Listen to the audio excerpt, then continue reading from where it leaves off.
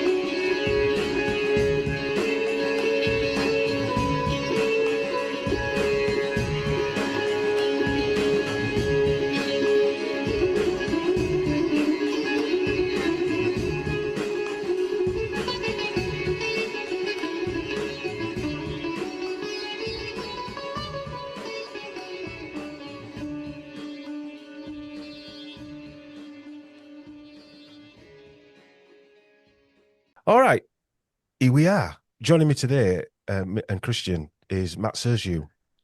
Hello. Hiya, mate. Hi, Matt. You all right? All right. But when we see this, the Wheel of Death, as I've christened it. Wheel of Death, I like that. Yeah. Matt's drawn, I'll probably put it up now, the different sort of life cycles this wheel's had, where it's had question marks and have been rubbed out and filled in. And what started this? I'll rewind it all. I can only speak for myself because I know Matt's been into the Beatles conspiracy or the Beatles occult connections for many years. My sort of interest is really the outside history of that, but it came back round full circle with the Huxley stuff and reconnected it with the Beatles, which I never thought me and Chris would get into. Doing research on the Beatles. What did Mike Williams say? Welcome to the party or something. No, it was quite funny. But I went. By the time Don were, I kept going on to him saying, "I'm not into Beatles, Don, but I've been listening to this guy, Mike Williams. I'd listened to Mike since he started, and then he got onto the Beatles stuff. And I was saying to Don, I'm not into Beatles, but this is interesting. And he's like, I'm not interested. And I wasn't. But I got hooked and I was listening. Then I ended up buying the book, Billy Shear's book. Took it on holiday, read it, the whole lot as well. No interest in the Beatles at all. And then eventually Dom clicked and went, fucking hell, that Beatles stuff. And then that were it. But I wasn't same as him. I wasn't interested. And I didn't. Yeah. In fact, weirdly, right, it's one thing where someone at work actually told me about the Paul McCartney's dead thing. I'd never heard of him. We're talking 2015, I reckon, 16. I'd never heard of it. Well, I hadn't heard of it until you mentioned it because I wasn't interested in the Beatles. Whatever year it was around the same time Mike Williams started doing stuff on it, and that's literally how I came across it. I had no interest in it. Never even heard the Paul is dead story. The guy that works at it to me, he said, "Oh, I don't believe in any of these conspiracies you tell me about, but I think there's something to the Paul is dead one." I'm like, "The what?" And then I watched those Flying Beetle docs on YouTube, which are still there, aren't they? Oh, Rotten Apple. Rotten Apple. Yeah. No one knows who made them either, do they? Do they know anyone? Oh no, it's a Dutch guy, I think. It was a Dutch guy. Someone's told me he's passed away. Actually, They're good they are though. Yeah, a musician, I think. I don't know too much about him, but it's a Dutch guy, I think. I think it was a bit where there's a clip in there where is it Alan Broad? Is it Ian Broadbent, that actor? Is it him? Oh, Jim Broadbent. Jim Broadbent, sorry. Yeah. Is that him who walks in and says, "Hi, Billy"? Is it him? There's a little snippet in there. That one of them, and I'm like, what? I don't know if it was him. It was some old famous actor. It might not have been him. The one I've seen, and I'm not sure she is saying Billy because I played it over and over again, and I'm not quite sure she's saying Billy is George Harrison's widow, Olivia Harrison. She's at an event or something, and Paul or Billy walks into the room or something, or she walks into the room, or however it happens, and she sees him, he sees her, and she walks over and she says, "Oh, hi, Billy," or something like that. What's it like to do what? It's lovely. No, excuse me, I've got to say hello to my friends. Hello. You all right? Thank you. Run away. We're going to go on in. Thank you. I don't know if I'm not. That's what people say she's saying, but is that? Are people thinking that she's saying Billy because that's already been superimplanted? You know, it's been implanted into their consciousness. Possibly. Possibly, because I can't quite hear it that way. I'm not. The actor one, I heard him say Billy. Yeah. With me, because I've got no interest in the Beatles per se, I'm more interested in the research for like the Eliots or the Ashers or whatever, and where it all leads. Bertrand Russell, things like that. Because I know that Bertrand Russell was basically the king. In fact, it's come up in some other research that I were doing for my book just today, actually. In some way, though, in fact, sometimes an advantage if you've got no interest in them. Yeah, you've got no skin in the game, as you say, have you? You don't. You're indifferent to any outcome. You know what I mean? So you don't. You take any prejudice out of there, don't you?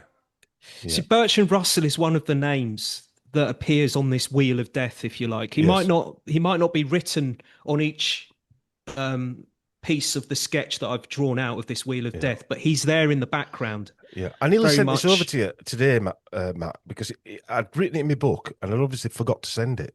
And I don't know if you've heard of they're called the Pugwash conferences. Yes. And the Russell, I think we have sent stuff, haven't we? I think if I remember rightly. Anyway, I think so. Yeah. The Russell Einstein Manifesto for the Pugwash, right? issued in 1955. Yeah. And that was it Einstein and Bertrand Russell who wrote that manifesto? That's correct. Yes. Yeah. And the first conference was held at what became the Thinkers Lodge. Okay. Yeah, in Nova Scotia.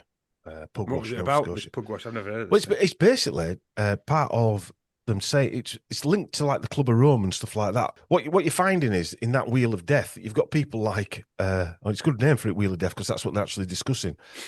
You've got people like Bertrand Russell, who around the 1950s, and the Beatles were very close to him, didn't they? They looked up to, well, Paul McCartney. Paul McCartney apparently did, yeah. And so he says.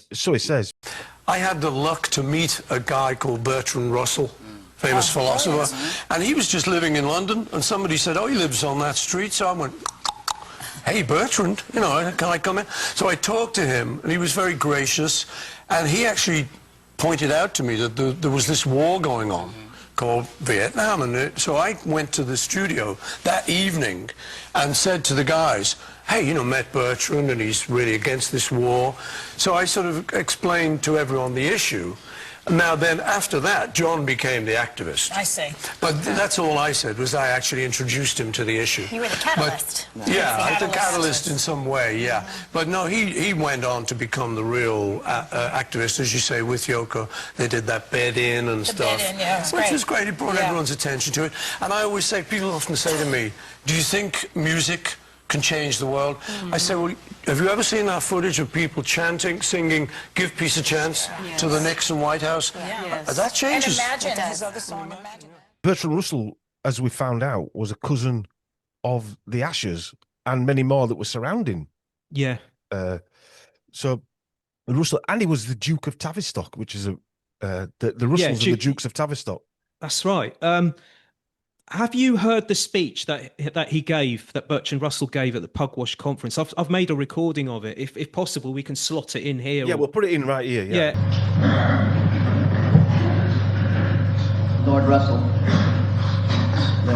Yeah. you say that it's imperative almost that politics be kept out of this. But is there not a political question that is bound to arise in the minds of the statesmen? Are they not bound to ask, can you envisage a scheme of disarmament and the wiping out of nuclear weapons which would not deliver the free world into the hands of communists, as long as men can still fight with sticks and stones, people will say? Isn't the only answer world government? Would you like to repeat that, Christopher? This is the only answer. Yes. The world government. Yes. Well, I'm entirely in agreement with you. I don't think prohibiting nuclear weapons in itself is the slightest good. You could prohibit them and have a universal agreement to prohibit them, and they would still be used if ever there was a war. And I don't think there's any point whatever in mere prohibition. The only thing that is any use at all is not to have a war. And as I said, suggested at the tail end of what I was saying, we can avoid war by expedience for the moment, but ultimately we must have some international authority which is able to prevent war. That is the ultimate goal, but it'll take some time to reach that goal, I think. But I do say most emphatically that merely to prohibit nuclear weapons won't get you anywhere at all. He's calling for a new world order, basically. He's saying that we need to achieve world peace, and to do that, we need to form a new world order. But he's said that in so many speeches, in so many of his books, he's written about various subjects to do with quote unquote world peace, and he's always it's always bringing in the need for a world government, a world authority, an international authority, a world army. That seems to be his answer to everything. It's interesting how they call stuff like say world peace, when in reality what it means is getting rid of most of the people on Earth so we can have everything. Or having a massive war that might then turn into world peace. Or insert the word in the middle, world in pieces. Yeah, exactly. Why was it called Pugwash? Yeah, I don't know. Because it was in Nova Scotia in a place called Pugwash. Oh, right. All the time I've ever heard that. Yeah. Seaman Staines and all that, yeah. Roger the cabin boy, yeah. And that would a BBC thing, wasn't it? Yeah, that was, yeah. I mean... Yeah, Master Bates. Master Bates, Seaman Staines, Roger the cabin boy. I mean, as funny as that is, followed by Jim will fix it. Captain Pugwash, and in 5 minutes we'll be going over to the BBC for Jim will fix it. Yeah, and then we'll have Rainbow. I've seen I've seen a clip of Rainbow where they're actually talking filth in like children code, aren't they? And again, it's really funny, but and sinister at times. You've got to be pretty fucking sick to be doing and they share a bed together. You know, you got the pink hippo. It's a good impression of him, doesn't it? Going to sleep with Zippy and what's his name? Yeah, whatever. Bungle. Yeah, Bungle. Bungle. Yeah, all sharing a bed together. Okay, yeah. So, right. But, yeah. Oh, sorry, mate. Okay, so yeah, Bertrand Russell is directly related to the Russell bloodline of the Duke of Bedford. So if we take this back a few centuries, it can be traced back to the town of the English town of Tavistock in the county of Devon. That's where the Russell bloodline goes back to. And so that's why we have the Tavistock Institute and Clinic. That's why they're called the Tavistock Institute and the Tavistock Clinic, because they're based in Bloomsbury in London, in Tavistock Square. And the Duke of Bedford, the Duke of Bedford bloodline actually owns Bloomsbury in London, which is where you find Covent Garden. The British Museum is situated there as well. Tavistock Square. One of the 7 buses blew up in Tavistock Square. Yeah, in Tavistock Square. And that's where the Tavistock Clinic began. in 1920. It's not there anymore, but that's where it was first based. So basically, if we take this back in history, the Russell bloodline, it goes back to the 16th century. That's around the time they became the Duke of Bedford. And it's all to do with King Henry VIII, when he was transferring ownership of properties and riches. He was taking them out of the hands of the Catholic monasteries and handing them over basically to his courtiers, if you like. It was called the dissolution. And one of those to benefit, one of those royal courtiers was a guy by the name of John Russell, who became the first Earl of Bedford. And then he later went on to take actual ownership of the town of Tavistock in Devon. And it was in the 17th century through marriage that the 5th Earl of Bedford got ownership of Bloomsbury in London. And the Tavistock Clinic, when it began in 1920, it started in this small building on Tavistock Square, named after the Duke of Bedford bloodline. And the building was actually donated to them by the 11th Duke of Bedford. So basically one of Bertrand Russell's family, basically. Forebears, yeah. Yeah, forebearers. And I think it's important to note that within the mainstream, people think that Bertrand Russell is this great peace-loving philosopher who was all about world peace and love. But when you look into his background, he was a supporter of eugenics. He wanted a world government. And he was quite open about all this stuff, wasn't he, Matt? As well, he used to say it in speeches. Yeah. Also, the Russell family in America, Fitz Springmeier has him in his book as one of the bloodlines of the Illuminati. Now, whatever that means, and it's not just the Russell name; it's the spin-off names as well. Like we found with the Huxleys, there are other names that are cousins of Aldous Huxley, for instance, the chap that set the BBC up. I forget his name now. No doubt I'll pop it up on the screen. He was the chief engineer of the BBC. Worked at Marconi, pretty high up. So even though they might not be called Russell, the married name might be Smith or something like that. They're still of the Russell bloodline. Yeah, they marry through into other families. Yeah. Exactly. In fact, I seem to think that they're more used because people can't follow that. We do because we follow the chain of events, but they're more utilised than the actual name. I think there's one speech, and I wish I had it here in front of me. There's this book. You can buy a couple of books that are really useful because they've got all his speeches in, or a lot of his speeches. And if you go through them, you're thinking, fucking hell, what a character. And one of them, which I read about around the time of the lockdowns or just afterwards, was very of its time. It was from the 1950s, I think, the speech. But it was very much of the time when I was reading it. And it was to do with he was talking about eugenics and how we can lower the population. And he said something along the lines of, I'm not even going to paraphrase it because I can't remember the exact words, but something along the lines of what we need to bring the population down, what would be called for, what would be welcome, is if we had some kind of biological event that took place that would help to bring it down. If war's not going to bring it, then some biological effect upon humanity would be most welcome to help us to achieve our target. When you think if that was in the 50s, that would just sometime around then, yeah. 2 world wars have just happened, and he's saying, and he still wars aren't going to do it. He still wants it to go down. Yeah. It's not enough. We've actually failed as well. We've failed. Yeah, we've failed. And we haven't quite got the numbers to what we want them to.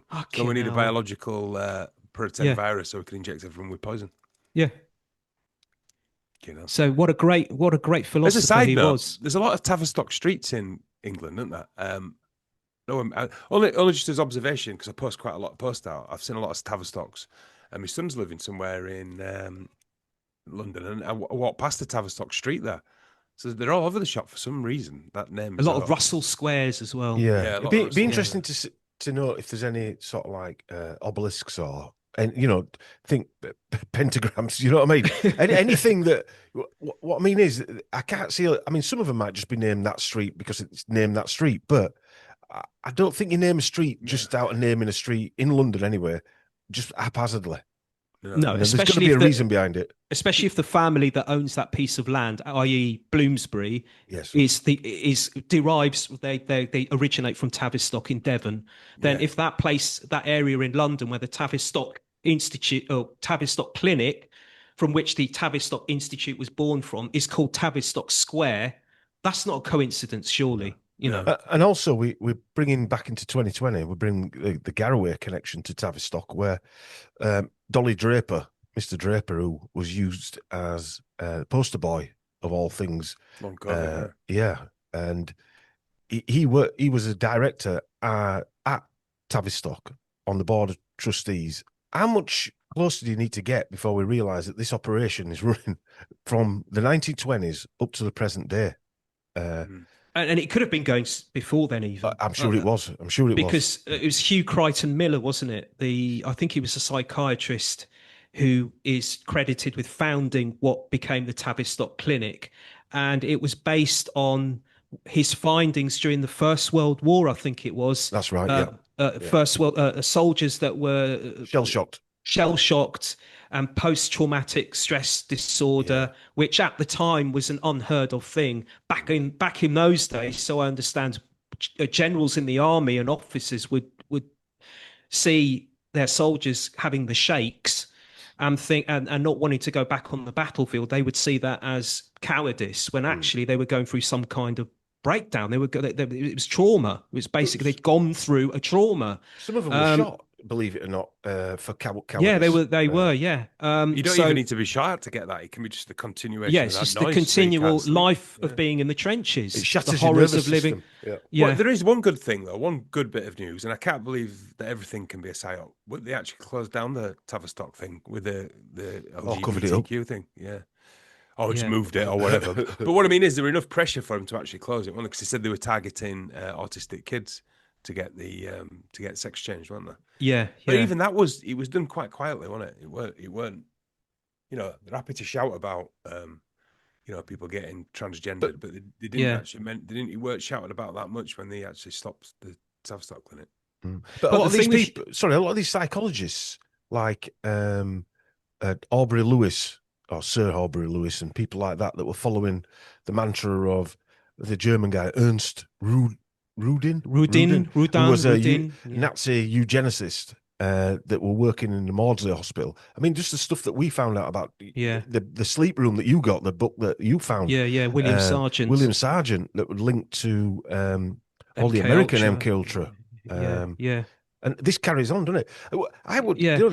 Go on, sorry. I was just going to say about with Hugh Crichton Miller was the reason that we're told that he started the Tavistock Clinic was because he'd been looking into these First World War soldiers, and he was effectively he's kind of regarded, whether he is or not in reality, but we're told that he was a pioneer in recognizing that these soldiers weren't cowards. They were going through some kind of stress, and he began to look into the traumas that they were suffering, and it's from that we got the Tavistock Clinic.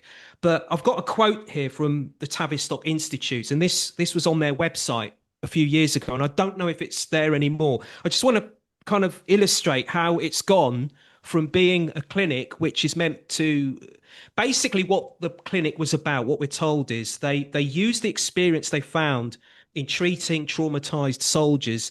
They wanted to transmit that to Civvy Street, basically, and treat civilians.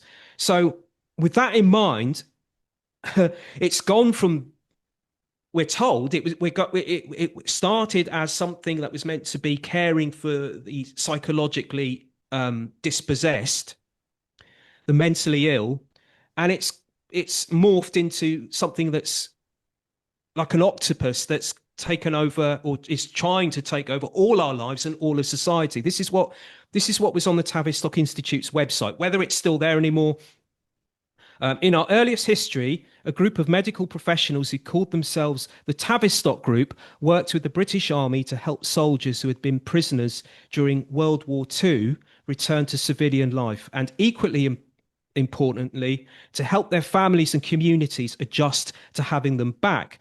From returning soldiers to rapid changes in business management, workplace demographics, and the adoption or rejection of new technologies throughout the 20th century, we pour ourselves into organizations needing change, individuals needing change, systems needing change. What arises from the Tavistock Institute of Human Relations isn't abstract, it's applicable study making a difference in all our lives. So it's gone from treating soldiers in World War II and World War One to basically putting their tentacles into every aspect of human society in Britain and perhaps the rest of the world, of course. But so that's them. That's Yeah, them. that's them from admitting what their they're doing. website. Yeah, that's without the hidden agenda. I would hazard a guess as well that guy didn't discover shell shock. That generals and I stuff. think they already knew about that. That's before, what I mean. the war Can't tell me started, on World War One. They can't tell me that they didn't know that people were walking off Gaga because he'd been bombed too much. Basically, he was probably looking at the trauma to see how they could use it to control. The World War One was about getting as many people traumatized so they could utilize what they were learning on the society as a whole. Yeah. So it wasn't just about killing people. The other side effect or positive effect, whichever way you look at it, was traumatizing millions of men to pass on that trauma to their offspring, to make them mentally ill today. Yeah. Changing the sex and all sorts of things. Yeah. Because how do you go from that to being a clinic for transgender? It's a bit of a swing, isn't it? But we think it's a bit of a swing. But when you think about it, when you see all the psychologists there, I'd say the majority of them that I've looked into, I'm sure I can speak for Matt, most of them were part of the British Eugenics Society or the American Eugenics Society. Well, if you look at if it's true that the Tavistock Institute was part of a psyop to was socially engineering or created the 60s counterculture. What was part of the 60s counterculture about? The 60s, that decade, it was about the breaking down of the family, we're told, breaking down of the family, and I'm not putting down homosexuality. I'm just stating that through the legalization in England of homosexuality in 1967, and I'm not saying it shouldn't have happened, but what I'm saying is perhaps that was just their way of providing a pathway so that then they could invite in all the other more people and more organizations to come in and to begin the drive towards transgenderism, and the rainbow movement, what we've got now, basically. Yeah, they needed to clear up homosexuality and get that legitimized before they could go to the next step, which was the transgender thing. Yeah, and at the same time, they brought in the pill. They had women's rights, all this stuff at exactly the same time. The divorces were made easier as well in the 60s as well. What was the lady called who did Ms. Magazine? Gloria Steiner, is it? Gloria Steiner, yeah. Oh, Gloria Steinem, yeah, she was CIA. Yeah, and she was a pageant girl, apparently. Yeah. Oh, right, okay. Yeah. Oh, here we go. Dom's getting into pageant girls. Yeah. I can think of worse things. There's worse things to research at the late hours of the night. But just make sure they're girls before you... Yeah. Well, that was the whole point of that documentary. This guy says they're all men. Now, whether they are or not, I don't know. But I can't wait any longer, lads. I'm opening me a bottle of Pinot. That's your choice, Chris. What, you haven't opened it already? No, I'm disappointed. Well, I was holding off. Bloody hell. My missus smuggled it in when we were talking. She got it from Why did she have to smuggle it in? We didn't even press record. Because she's mental. Yeah. Right. But I thought that was sort of like a normal thing. I'm actually being married to you, having to be mental. Fair enough. What is that, Blue Nun? It's not Blue Nun. It's not Blue Nun. It's a Pash Waitrose version. Okay. Blue elephant. Might as well. Blue elephant. Blue elephant. Well, free label. So we've only got on one spoke, I think, at the moment. Yeah. Yeah. And I didn't even realise we'd done a spoke. Yeah, we haven't even gone into much detail on that, to be fair. But no, but I think we need to mention Bertrand Russell because he's in the background. He can't not be mentioned, to be honest with you, because the whole thing about Bertrand Russell knowing the Ashers Elliot family, which he would do because they were cousins, which we'll get into in a sec. Yeah. But he introduced, supposedly, Paul McCartney to the peace movement, who then introduced it to John Lennon. Then John Lennon met Yoko Ono at the Indica Gallery, that was owned by Peter Asher. Yeah. Peter Asher plays an integral part in all of this, not just at the beginning of the Beatles or just when Paul McCartney was in a relationship with Jane Asher, but right more or less up to the present day. And I mean, do you know what the bloodline is between the Ashers and Bertrand Russell? I've got it written down somewhere. Yeah, we did it on. Well, I know there's a couple of links in. It's the the Dylans, isn't it? Is it the Yeah, Anyway, I'm going to yeah. try and find it. But basically, while I'm trying to find it, basically what this Wheel of Death is, this is the way I see it, and it's about the Beatles as an entity. So I'm not. It's not a wheel that is. It's not the Beatles as in a band, as in as we know them as the cult? as a band. Cult, if you It's like. the entity. It's basically the entity and what they stand for. Not what they stand for as in watching them on TV, playing a concert or in a film, a movie or something, but basically what they stand for as an entity, what they represented, what they represent now. So you've got on that spoke, you've got world peace through John Lennon, of course. You've got the Tavistock Institute because you've got people who think that they were Tavistock controlled. You've got their merchandising deals through Celtype. You've got their recording career with George Martin, their producer. You've got the Lennon and McCartney composing name. You've got LSD, which they helped to champion in the 60s. You've got meditation and their promotion of transcendental meditation and Then that brings in the Maharishis. That brings in the Maharishi. You've got the guy who introduced, or so we're told, the guy who introduced John Lennon to Paul McCartney when they were teenage boys, who is Ivan Vaughan. He's got connections to basically all these spokes. This is if you look at the sketch I've put together, it's the Beatles as an entity is in the middle. Then you've got all these spokes coming out, and all these aspects I've just mentioned are part of it. But what binds them all together is the Asher family, or the Eliots, which is the maternal side. So basically every aspect of what you would call the Beatles as an entity, what made them operate and how we see them and how they are regarded, has the hand of the Eliots or the Asher family in it. Bertrand Russell and Margaret Asher, or Elliot, are direct cousins, not like 25th cousins away from each other. They share a great-grandfather who was Henry Augustus Dillon Lee, That's it, the 13th Viscount Dillon of Costello Gallin. And he was Russell's great-grandfather and Margaret's great-great-grandfather. Yeah. That's how close they are as a family. And you can't tell me that he was going round to their house at 57 Wimpole Street and they didn't know that they were cousins. Especially given Russell's intelligence, he would have known that they were related. I can't. Yeah. I mean, I know we're guessing, but I can't believe that they didn't know that they were. So when they're writing these stories, I mean, there's that Paul McCartney discussed the Vietnam War with Bertrand Russell.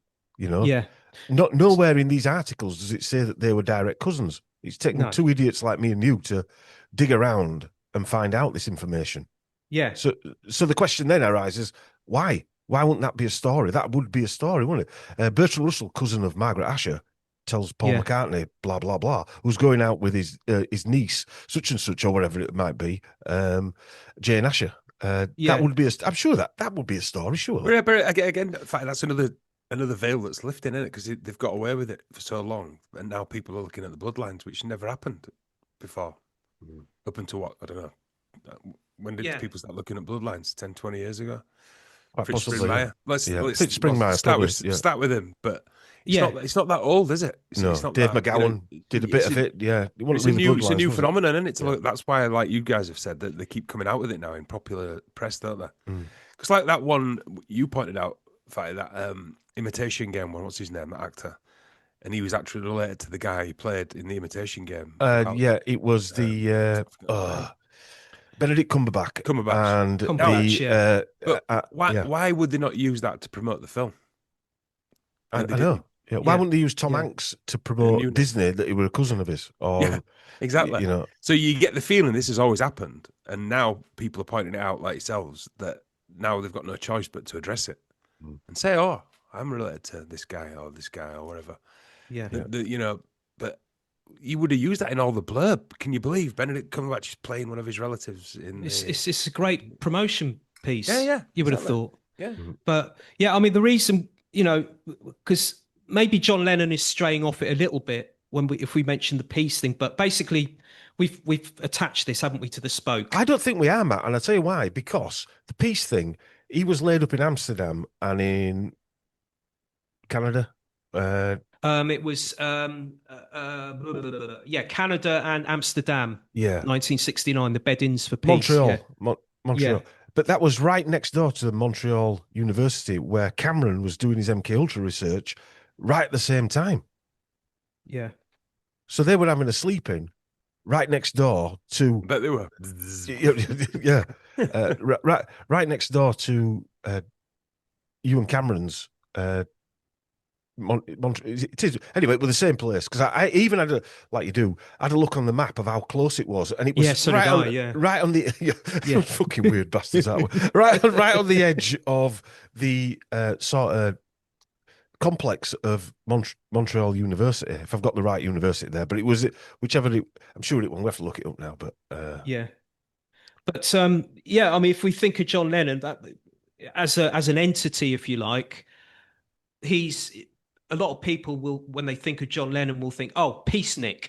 Oh, he's the peace-loving campaigner for peace." Between kind of, especially between 1969 and 1971. So you had those 2 bed-ins for peace, where he stayed in bed for a week to protest against the Vietnam War. He did one in, as you say, Canada, and another one in Amsterdam. And then there was Happy Christmas, War is Over, the song. I think that came out in 1970 or 71, sometime around then. But basically what Paul McCartney, if that is Paul McCartney, just to add that in as a side note, as what he's been saying for the last few years, and he said this in a few interviews, and I think he's also said, you can find a video of this online, actually. He talked about this on The View, that TV show The View. I think he talked about this. He talked about meeting Bertrand Russell. And basically what he's inferring is, in all these interviews, is that he met with Bertrand Russell, and it's thanks to him having a chat with Bertrand Russell at his home in London and being alerted to the fact that there was a Vietnam War going on, and that the Americans were basically were conducting a quote-unquote imperialist war in Vietnam. This was in 1964 that Bertrand Russell told Paul McCartney this. Paul McCartney's inferring that after that conversation, he then went back, let's say, to the recording studio where John, Ringo, and George were, and he said to them, "Hey lads, I just had a chat with Bertrand Russell, and he was telling me about the Vietnam War, and what's going on over there, and the unjustness and the horrors and the unjust practices of the American imperialist war machine, if you like." And this pricked up John Lennon's ears, and it's from that point Paul McCartney is inferring that then John Lennon began to look into that sort of stream of consciousness, if you like, and that's what kind of spawned him to become this peace campaigner later on in that's got later almost years. handler connotations to it, hasn't it? Yeah, I mean, some people might say, "Oh, come on, what you're telling me the Beatles would have never heard of the Vietnam War?" But if you think, it's difficult for us to talk about this stuff because we weren't there. We're not old enough to have been there at the time. But if you think about it, it's quite possible that they might have not have been that aware of it. They might have read it somewhere in the newspaper, but would it have been a huge story at the time? Because this is 1964. This is before the troops had been sent over by the Americans. This is before there was the war. There was no actual war footing, no official war footing at this point in time. The troops didn't start being sent over there. Just happened, didn't it? That was 1965, I think. So this is pre-1965. At this point in the game, the Americans were kind of policing the area, if you like. But there weren't conscriptions. The protest didn't start until... Well, there were some protests in 64, I think, but these were don't get involved type protests as opposed to anti-war protests. It's very it was don't get involved. Very early for him to get involved in that. Yeah, and it was pre-hippie era because the hippies didn't turn up till 66, 67. A lot of these protests that were going on in 64 in America and maybe other parts of the world were kind of like regular folk, like teachers, priests, mums, dads, this kind of thing. There wasn't that student hippie element because there weren't any hippies. It was pre-hippie. So, and don't forget that the British didn't send over any troops to Vietnam. So this is before the troops were sent over to Vietnam. This is about a year before, 1964. So Gulf of Tonkin was the 2nd of August, 1964. And I think the Gulf of Tonkin, the resolution to send over troops didn't happen until much later on, didn't it? I think it was. I don't know when that was. Because they I thought I'd then get that passed right, the 'cause we'll have resolution people shouting Yeah, at us yeah. otherwise. But I think the first troops didn't go over till 65, I think. Quite possibly. I might be Anyway, wrong, but yeah. I think it's. I think there were troops there, but there were advisors. Advisors, police. Yeah. So this is. I'm guessing this is pre that. Yeah. So it's very possible that in the English media, in the newspapers, if the Vietnam War was mentioned, it wouldn't have been front page, plastered all over the But news. also even today, right? There's two wars going on that everybody knows about, Ukraine and what Israel's doing in Gaza.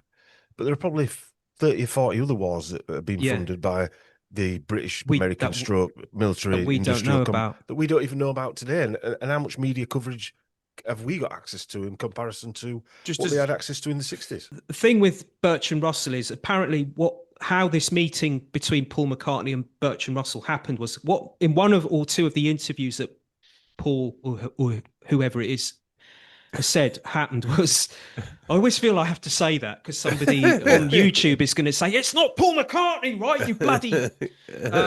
so whoever it was, Paul or not Paul, apparently this meeting was set up by a friend of a friend because Paul McCartney claims that he had read some of Bertrand Russell's works. He'd heard some of his speeches on TV or the radio, whatever, and he was impressed with what he heard. And I thought, really? And the guy that introduced them, this friend of a friend, was a guy called Ralph Schoenman, who was an American anti-war campaigner. And he was an assistant to Bertrand Russell. And I think he was the guy that when Paul McCartney knocked on the door, he's the guy that opened the door and said, come in. Basically, Ralph Schoenman, with Bertrand Russell in 1966, they set up what was called the Russell Tribunal, and which was otherwise known as the International War Crimes Tribunal. And they met, I think, in Sweden in 1967. And basically, this was an unofficial war crimes tribunal against America and what was going on in Vietnam. So they basically had this delegation set up, and they sent some people over to Vietnam, to the war zones, to come back with reports about what was going on in Vietnam. And they basically came to the conclusion that what was going on over there was basically, nothing short of American imperialism, and. But as we know that we've had other stories that he actually met at the Elliot household, Bertrand Russell. I mean, in that interview that you found of Peter Asher being interviewed by that, I don't know who that DJ or was on that radio. Did you find out who it was? It's the Raconteurs podcast, and I think it's Guy Pratt, who's a bass player, and he now plays with Pink Floyd when they play live, or he plays with Dave Gilmour from Pink Floyd. And the other guy and the other guy who does the podcast is the guy from Spandau Ballet, Gary Kemp? Right. Yeah, and it's called the Raconteurs podcast, and they interview various musicians and people from the music world, and they interviewed Peter Asher. I think he just released his memoirs or something. Well, there is one thing that I tried to ask you about. Well, it's not I tried to ask you. Unfortunately, I've got the story I have is a bit garbled, and I tried to get in touch with the relevant guy, but he hasn't replied to my email, which is someone who was going out with, I don't know if it was a granddaughter of your mother's or if there's such a thing, but he said he was at your house and had to look after your mum one night, and she was quite old at the time, and she said that she'd helped Paul.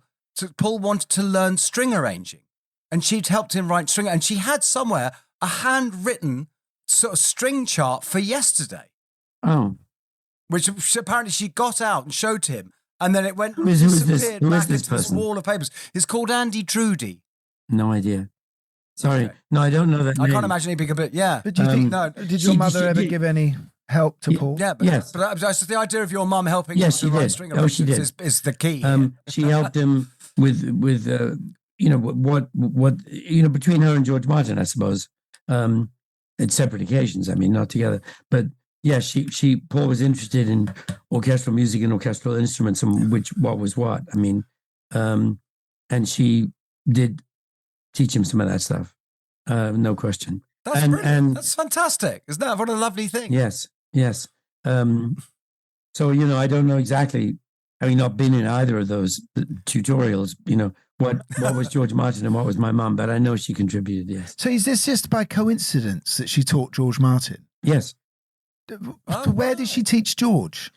This is widely written wrong. They keep saying, oh, my mother must have taught at the Guildhall because she taught George Martin and that's where he went. But it's actually more complicated if you care about how it exactly happened. He was at the Guildhall School of Music. When you were studying piano and composition, you had to take a second instrument, which you had to pass an exam on. He had chosen as his second instrument the oboe. He realized that he'd been giving his second instrument studies short shrift, and he was concerned that his oboe playing wasn't up to snuff and he wouldn't pass the exam. He looked for an independent oboe tutor who could give him private lessons. My mother was oboe professor at Royal Academy, which is, of course, a rival institution from the Guildhall, but she also gave private lessons. At the time, that would have been in our flat in Great Portland Street before we moved into Wimpole Street. So amazing. George would have come there and did come there for oboe lessons to get his oboe playing up to the level of his main instrument, piano. But I heard McCartney tell a lovely story about how he actually just went and knocked on Bertrand Russell's door to ask him about the Vietnam War. And apparently he went in and they had a lovely chat. I didn't know that. My father met Bertrand Russell. But it was this Ralph Sherman guy who was his assistant, who was Bertrand Russell's assistant, who's actually come out and said, it was me. I was the one that arranged it. Right. But the thing is, so you got Bertrand Russell and this Ralph Sherman, but you got Bertrand Russell setting up this tribunal. I think he was honorary chairman of it. And he's talking about the end of the Vietnam War, how unjust it is. And you think, oh, what a nice fellow. What a lovely fellow. But here's a passage from one of his books. Has Man a Future, right? This is from 1961. And this is a book where he's basically calling for an end to war and calling for world peace, okay? He says, a much more desirable way of securing world peace would be by a voluntary agreement among nations to pool their armed forces and submit to an agreed international authority. All nations would have to agree to reduce national armed forces to the level necessary for internal police action. No nation should be allowed to retain nuclear weapons or any other means of wholesale destruction. The world authority should have power to recruit in every country and to manufacture such weapons as might be deemed essential. In a world where separate nations were disarmed, the military forces of the world authority would not need to be very large and would not constitute an onerous burden upon the various constituent nations. In order to prevent the development of national loyalties in any part of the international forces, it would be necessary that each fairly large unit should be of mixed nationality. Now, this sounds very much like the illegal immigration as well. Exactly. It says there should not be European contingents or Asian contingents or African contingents or American contingents, but there should be everywhere, as far as possible, a balanced mixture. The higher commands should, as far as possible, be given to men from small countries which could not entertain any hope of world dominion. There would, of course, have to be a right of inspection by the world government to make sure that the disarmament provisions in every country were obeyed. That's today, isn't it? Yeah. I mean, so this is this great philosopher. New World Order. NATO, UN. It kind of sounds all right, though, the way he describes it, doesn't it? Yeah, it sounds very picturesque and utopia. Yeah. I don't and then he goes on about breaking all the countries off into federal states, which is very much what David Icke was saying years and years and years ago when he was saying that they want to bring about a one world order. And the way they're going to do that is first European Union, then you've got the American Union. Then they've got BRICS now as well, haven't they? Yeah. Well, if you as I'm not going to read the whole speech of Bertrand Russell's here or what he wrote in this book, but basically what he's saying is there should be federal states like countries, and they should be, so you'd have China, you'd have India and Ceylon joined together, Japan and Indonesia joined together, the Mohammedan world, he describes it as, which is Pakistan and Morocco. Equatorial Africa should be merged together. The USSR and the satellite countries, so that would be Poland and all of those joined together, and Western Europe, Britain, Ireland, Australia, and New Zealand all joined together as a federal, and the USA and Canada, and so on and so on. So this is basically sort of a march towards a one world. But it's classic, isn't it? They've got a guy who's like this peace loving, all about, and then and is that moment. But why in time, would a load of he's used as the new world order guy, isn't it? Anti-conformist hippies be surrounded by aristocratic bloodlines?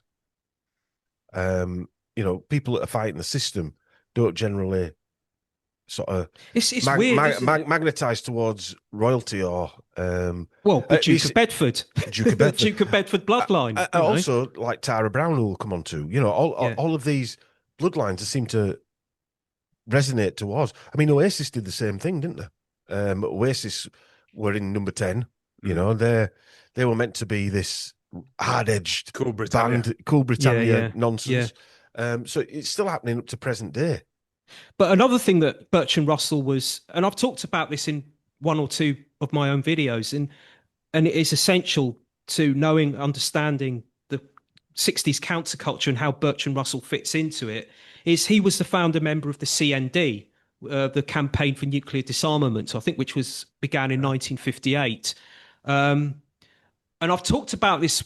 I talked about this with Ed Opperman, who's a broadcaster in America, and I talked about the CND, and he'd never heard of it. So I don't think I listened to Ed Opperman report in it. Yeah, and he said to me, "CND, what's that?" So I think outside of Britain, I don't think they're that well known. But basically, the Campaign for Nuclear Disarmament (CND) was founded in 1958. So this is in the era of the so-called Cold War. So basically we're told it was an organization that was founded by Bertrand Russell to do away with nuclear weapons, to get every country to stop making them and to destroy whatever stockpile they had and not to make any more, to bring about, here we go again, world peace.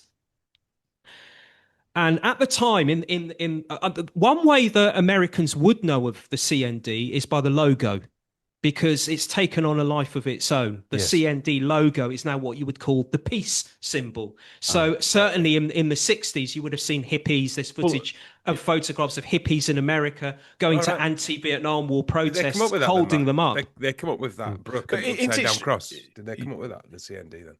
That's actually the CND logo, but that's as famous as the smiley face, isn't it? Yeah, the CND logo is it's anarchy sound now, isn't it? I suppose anarchy. Yeah. But it's actually a CND sign. So you could say become the peace sign. You could say Tavistock came up with the peace sign. Yeah, well, that's it. Bertrand Russell. All right, he wasn't the guy who sat down. Well, we don't know that. Officially speaking, he didn't sit there and draw. But Matt, this as we sketch. know, right, the reach that Bertrand Russell, for argument's sake, with your, like say, the Bloomsbury people and all that type of stuff, there were artists, poets. As we know, within the information research departments and all these other, IRS, they got IRD, sorry, ID. They got all these artists and poets and authors and things like that to do all the writing and artwork and things. I mean, and also let's not forget it's an upside down broken cross, by the way. Yeah. And the thing about the CND is, in England, in Britain, in the late 50s, early 60s, it was massive. It was a hugely popular movement. There was the Aldermaston marches, where I think it used to take place on Easter bank holiday weekend or something, where they would march from London to Aldermaston, where I think there was a nuclear site. I think that's why they used to march there, and it would take a few days to get there. They would literally walk there. There is rumours as well that they used frequency weapons on the protesters outside the Greenham Common. Greenham Common. Is that where it ended up a lot of women outside Greenham? That's correct. That was in the 80s. Yeah. I remember that. Yeah. So you had all these people walking along Aldermaston, and again, like before, when I was talking about 1964 and the anti-Vietnam War movement, this is the same. You could say it was pretty much the same kind of cross-section of society. Yes. So this is pre-hippie times, but the people that were going on these marches were, it was a cross-section. It was priests, it was parents, it was teachers, it was middle class. Very similar to the global climate warming change nonsense now. Same type of people, I bet. Same type of people, but the difference with this was, in amongst all of that were so-called bohemians, beatniks, young people who saw themselves as being on the sidelines of society, who were going along to these people who, we're talking 1958, 59, 60, 61, people who, let's say in 7, 6, 7, 8 years' time, in 67, 1968, during the counterculture era, would be the hippies. So these were the proto-hippies. So as people have said, in retrospect, people who were the bohemians at the time, they were going on these marches thinking that they were the only people going on that march who were left field, who were on the fringes, who were anti-mainstream, who were reading beat poetry and playing folk music. And they would suddenly realize that, hey, wait a minute, there's another one over there. Oh, there's another one. And this was a breeding ground. So this organization that Bertrand Russell helped to build was a breeding ground for what became the hippie movement a few years later. And many of the movers and shakers of what became the 1960s counterculture scene of London were part of the CND. So let's get this straight. Bertrand Russell from that family, and if you remember that video, Chris, of Dominic Cummins's father-in-law, he mentions Bertrand Russell in that. Ancient family, from good stock, blah, blah, blah, right? Geniuses. The quality is everything. But in general, to be elitist, I think the quality climbs up the tree of life. And therefore, in general, high things in the tree of life have quality and have skills, and they get wonderful degrees at university. And if they marry each other, that gets them better again. So you wouldn't have minded if one of your children had met someone from a lower socio-economic group who was intelligent and talented and... Intelligence and talent is lovely, but I want parents and grandparents who've had hands-on success, running their battles well and proving they're wonderful, because one is the subject of one's genes, and I think I like the idea of them being successful genes and winning through to successful puppies. Some things haven't been in genes though, have they? Like there's been some outstanding people and geniuses who've been like first generation. No, they aren't. Very few first generation geniuses. Very few, but there's still few. Like which? Would they have been allowed?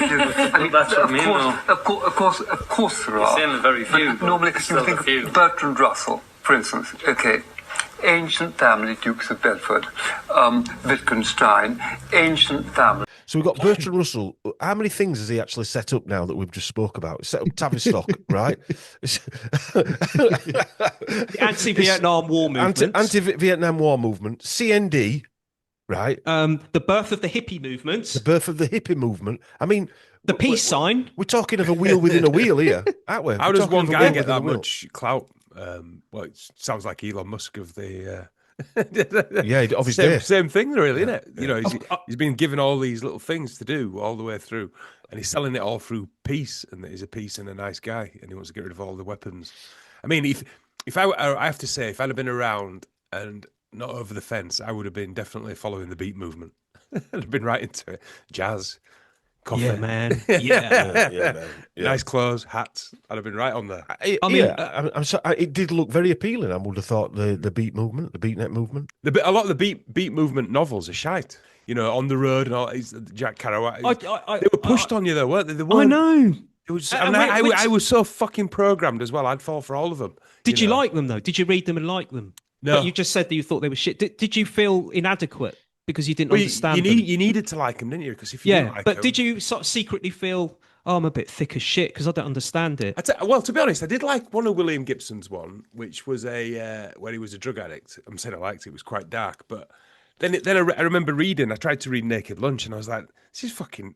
No, it weren't Naked. It was one of his other books, but I thought, this is shite. But I wanted to like it because it was such a thing to like it that I wanted to like it. But I remember thinking, this is shit. Then I found out that he took all his writing, he chopped it all up, then mixed it and put it into a book. Yeah. And I'm like, I'm sorry, I'm fucking tapping out at that point because that ain't even a book, is it? That's just that's nonsense. It's nonsense. And I'm sorry, I can't fall for that one. I'm sorry. That's when I was like, that's horseshit. Well, that's modern art, isn't it? That's CIA operation. But I suppose in a way though, that was another one of those little nuggets that were beginning of my conspiratorial mind jumping over the fence because I was like, that's bollocks. That's absolute bollocks. You, Well, took a book, you took some writing, chopped it up, mixed it together, and then I'm supposed to read it and go, wow, that's fucking amazing, man. I'm sorry, you can fuck off, William. Yeah. Isn't that what they said, David Bowie, how he wrote his songs? Yeah, he jumbled did. all the words He was up. inspired by him to do that. Ah, yeah. get you. Right. And I think Mick Jagger did one or two songs on one of their albums. I think it might have been Goat's Head Soup. Nice, good. Nice, good. It makes a little bit more sense in a song than it would in a book, because I agree. Put a harmony to it and whatever. Yeah, but in a book, that's ridiculous. It plays with your mind. Yeah, and maybe that's probably what they're meant to. Yeah, that's what they're meant to do. Like modern art, it's meant to. When you Modern look shite. at it, modern shite. It's some people get disturbed by it. They look at it and. My missus is doing a degree in art, right? And she went to a teacher and said, because she got into another year, it's something she's always wanted to do, and she said, could I just, instead of doing the modern stuff, would it be possible to, go towards painting? And they talked her out of it and said, no. What you've been doing, I mean, she built a fucking 6-foot bear out of wire mesh. And they're like, no, better than doing that. You're better off continuing doing what you were doing. and they convinced her into continuing just to make, modern art instead of actually picking her exact words to be were a while ago. I've been there 6 months. I haven't even picked up a fucking paintbrush yet. So I'm just wondering, Chris, because you're an artist. What do you think of modern art? Oh, it's horrible. It's horrible. Yeah. It's absolute garbage. I mean, I do like... Even if you're not an artist, you can't look at that and think that's any good, can you? But I fell for it all, fire. I used to fall for it all. I'd be like, oh, yeah, it's because they're coming up with some new concept. No, it's shite.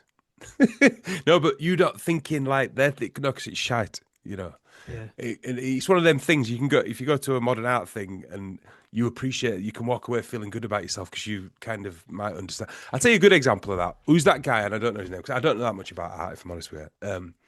The guy who he was famous for doing massive blue paintings.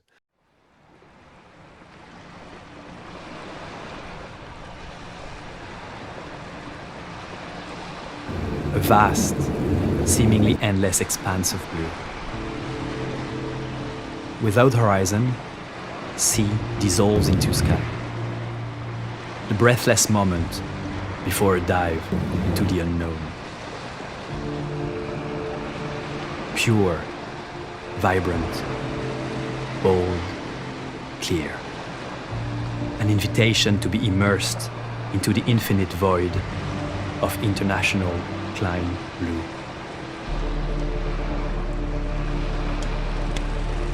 Made in 1961, the year Yves Klein crossed the Atlantic for the first and only time, this monochrome of monumental scale captures California's saturated skies and the blue abyss of the ocean. In Malibu, Klein painted on beaches, breathing salty air, the place evoked by the tactile surface of the work. Boundless, transcendent space, enveloping the viewer.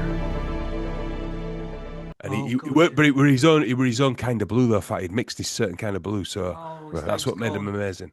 And my mate took Seb to one of the exhibitions when he was about 5 or 6 in the Tate Modern, and everyone was stood looking at this blue painting, talking about it. Seb walks up, 6 years old, and says, "Why is everyone staring at that blue picture?" And my mate went, "I don't know." That just sums it up, doesn't it? It's just because they make you feel like with books and with it's in films and music. It's an important film. It's important music. It's an important piece of art.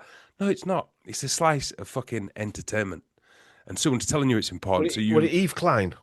I don't know his name. No, that's not. I don't think it is. It might be, but no.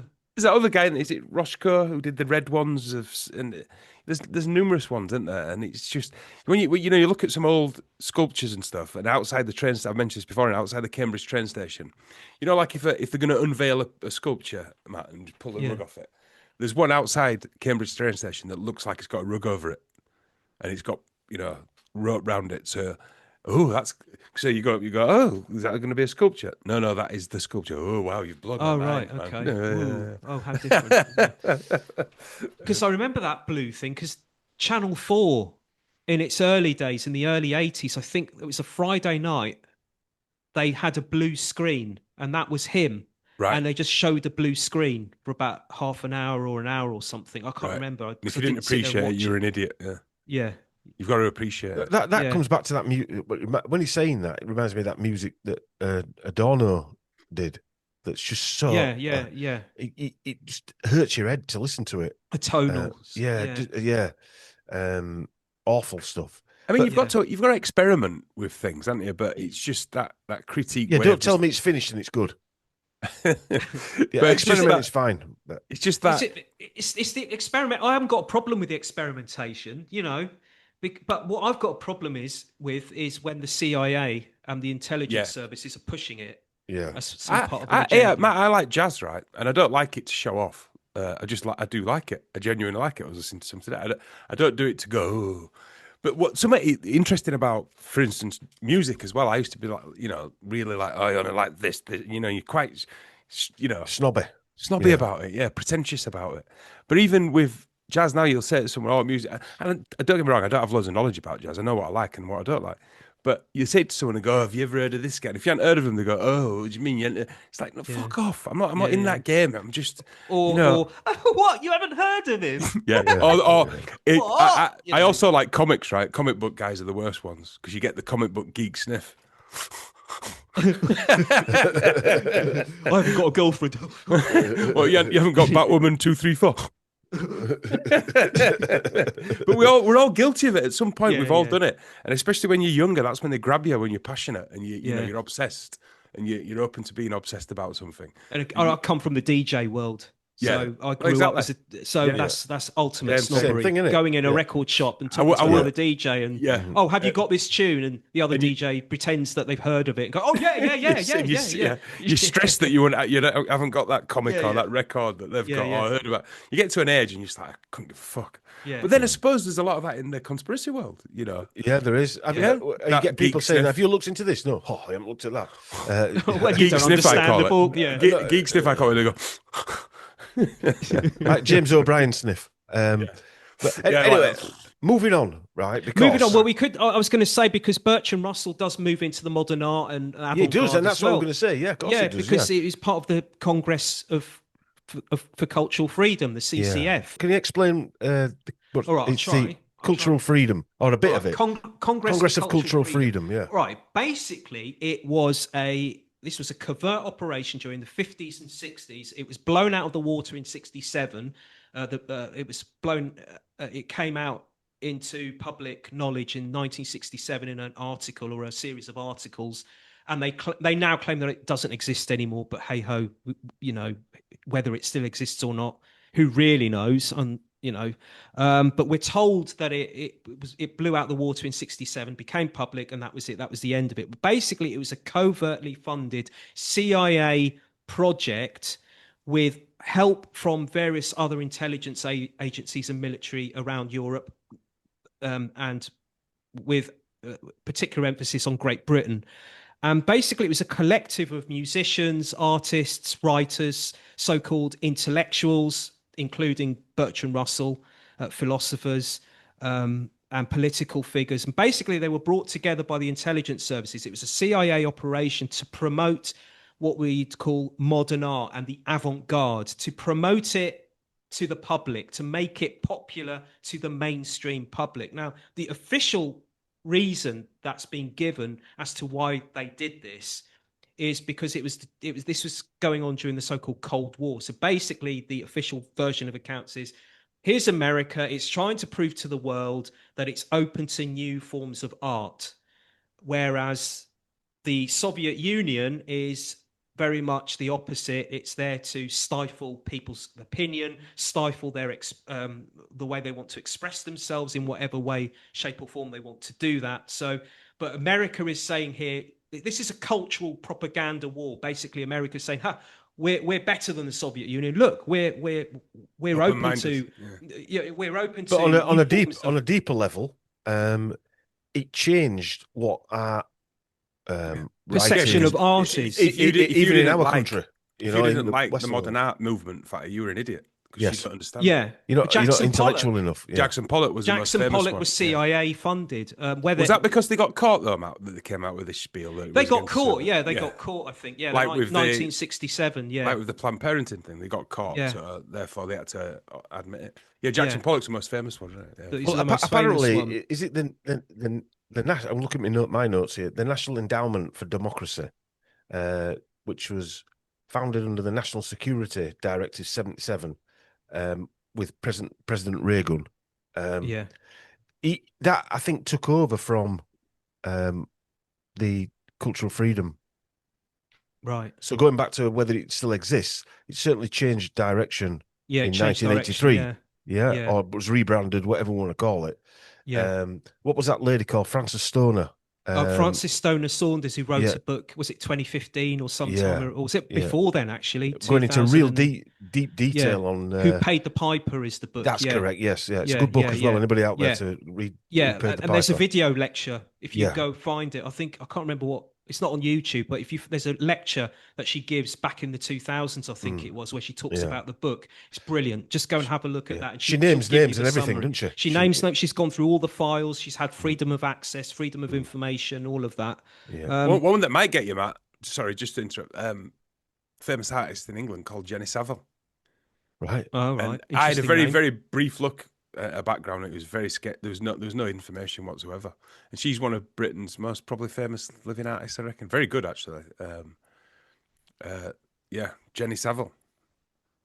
So, yeah, I mean, the reason I'm mentioning this is, or we're mentioning this, is because Bertrand Russell was involved with the Congress for Cultural Freedom. He was part of it. I think he was even chairman of it for a while, of the British arm of it. Yeah. I don't have my notes with me at the minute, those particular notes. I've got loads of other notes, but I think he was chairman for a while. But that spins off into the Indica Gallery. That does, because it does spin off into it.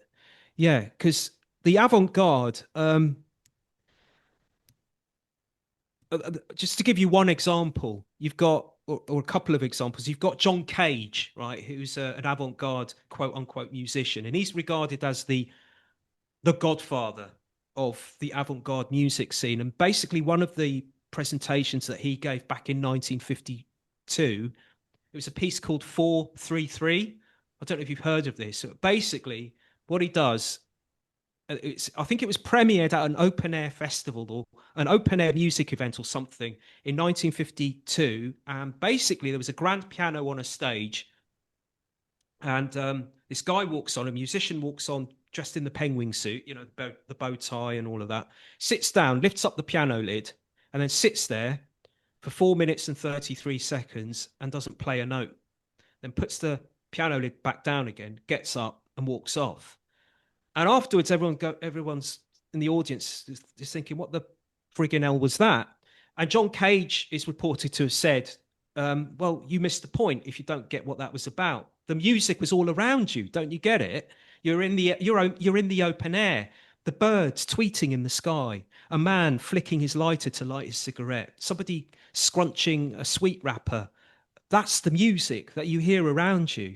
And probably another one is Helicopter Strike Quartet. Okay, and this is Karl-Heinz Stockhausen.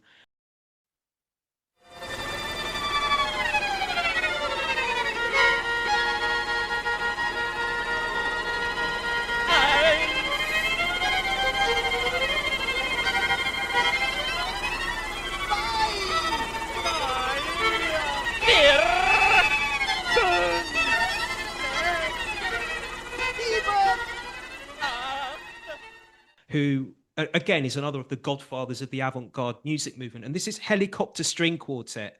And I had to, and you can find this on YouTube, and this is from 1991. And basically, to give you a brief summary of what Helicopter Strike Quartet is, it's a helicopter that goes up into the sky, obviously, and there's two violinists in it, and I think a celloist, and they've got microphones hooked up to the rotor blades. And there's speakers on the ground, and there's people on the ground listening to the sound of three people, 2 of them playing violin, 1 a cello, I think, and there's microphones hooked up to the rotor blade, so it's also recording the sound of the rotor blades going round and round and round, and then the helicopter lands again, and that's the music piece. This comes back to that, you know, the alteration of frequencies in modern pop songs and things like that. Yeah. Is that what they were playing around with at that point? No, they're just fucking bunch of twats with too much money. You're overthinking it, man. No, because, well, maybe I am overthinking it, but they've always got loads of money, haven't they? Who can get to fucking flying helicopters? Well, they get funding, don't they? They get funding, yeah. don't they, from the universities? They're funding it, like the Frankfurt University or where was it? Places. I forget where it was. I think it was somewhere in Scandinavia, and a guy did an art piece, and he called I got away with it or something. So he got a grant for like 30 grand. And then just put up a blank canvas. And they were trying to get it back off him. And he said, I told you where it was. He's got away with it, or he's done a runner or That's something. like that Australian Doris who were a breakdancer who wanted a breakdancer in Olympics, wasn't it? Remember her? But he literally told them what he was going to do, and he was taking the piss, which I thought it was. They actually put it up as well. Yeah, they put it up, and they asked but then they asked for the money back, and he said, "No, I told you what I was going to do." A mate of mine years and years ago, we were going to do a DJ night, and this was in Cardiff, of all places, because I live like hundreds and hundreds of miles away from there. So random place. Actually, my sister lives there, so that might have had something to do with it. And my nephew was organising it in this club, and he wanted to have art installation in there as well. This was back in the early 2000s, and one of his mates had just come out of university, and he put up, and he was taking the piss. He basically sent away for a job and got a rejection letter at the BBC or something. So he blew up the rejection letter and put that up as his installation, and that was it. That's actually quite interesting, though. Yeah, it's more interesting than that shot you were talking about. Just quickly, while we're on art, right? The Banksy phenomenon I find weird because he puts graffiti up. No one knows who he is, apparently. There's video cameras everywhere around London, but he gets to put he put one on the Halls of Justice recently, but he's not labelled as a vandal. If I went and drew some fucking graffiti on the side of the Halls of Justice in London, pretty sure I'd get arrested. Yeah. And in fact, it'd be national news. We need to find that guy. But he also did a theme park in downtown. Yeah, that's right. Yeah. So he does a theme park, numerous art things, gets paid earns loads of money for it, but no one knows who he is. Yeah, I'm sorry, but I'm smelling. I'm smelling about a team of people doing it. Yeah, exactly. I'm smelling shenanigans. Yeah. Why is no one after him? You know, and they put. I know they put one. Chris, it's Banksy. They put one up in Peckham, and then there were a big hoo-ha because someone went and nicked it. It was on a stop sign. I used to live in Peckham, and they nicked the thing, and they're like, "He needs to put it back because it's an app." Well, no, it's graffiti. It's graffiti. Yeah. That's all it is. It's nothing else. There's some near where I used to live. Yeah. I quite like it, to be fair. It looks pretty good. You know, I'm not saying anything about that, but it is a shenanigans. It's more shenanigans. Well, it gets into paper every time, doesn't it? Yeah, every time. But he'd be hunted, wouldn't it? But we're going to stay on the art side of it because I want to get into this Indica gallery. There's a couple of things I want to talk about before we go. The Ivan Vaughan Portland Street story, because that blows your mind, does that one, mixed in with all this stuff. I don't know if I know that one. No, you probably don't, Chris. But the Indica gallery is right on the avant-garde. So you got... Oh, yeah, this all ties into what Bertrand Russell, talking about. You got the avant-garde, and all of a sudden you've got Peter Asher, who was a pop star at the time, I believe, opened a gallery and a bookshop gallery stroke Mr. Ben. And Paul McCartney apparently was one of the early funders of that. Yeah, he was bankrolling it. Yeah. He was bankrolling it. This kind of ties in perfectly because Karl-Heinz Stockhausen, the guy with the helicopters, he was actually one of the faces on the Sgt. Pepper album. All right. Yeah, he's actually one of those faces of their heroes. So he was the start of the avant-garde movement, and he was on there. Yeah, he was on there as well. And another part of the CCF, I think Frances Stoner Saunders actually mentions this in her book, and I noticed it, and I went off on my own little sort of journey, my own little expedition, and found out a little bit more. But basically, what happened around the time that the CCF began, was around the time sort of just after the end of the Second World War, and there was denazification going on. So basically, all the Allies that were in occupied Germany, what they did was they took control of the radio stations, and the concert halls, and the composers were told to stop performing and staging events. The story that we're given is that what the Allies were trying to do was to denazify the media, basically music, broadcasting, whatever it was. And whilst this was going on and the Congress for Cultural Freedom was beginning to take shape, Francis Stoner Saunders claims that there was this school, which is still running to this day. It's called a school, but it's not really a school. It's called the Darmstadt School. There's actually I could give you the German name for it, but it's all double Dutch to me, if that makes sense. I can't pronounce it, but basically it's called the Darmstadt School. It takes place 2 times a year, and it's been going on since the early 50s. I think it started in the early 50s, still going to this day. It's not a school really. It's basically a place where all the avant-garde composers go and meet. They hold seminars, they talk about their new works, their new compositions, and they compare notes. They hold lectures and performances and so on. And one of the former attendees there was a guy by the name of Konrad Burmer. I think that was his name. And I found an interview with him. It was in German and I had to translate it. So I think I've got it right. But apparently what he was claiming was that John Cage, basically Darmstadt, according to Francis Stoner Saunders and a couple of other authors, was brought into being with funding from the American military. The US military helped to make this happen. So again, this is the Americans' way of funding the avant-garde, basically. So this Konrad Burmer, who was an avant-garde musician, he used to go to these, and he claims that John Cage, Stockhausen, and Theo Adorno were regular visitors to this. And he also claims that those three, he said, to paraphrase him, he says, wherever those guys were, the CIA were never far behind.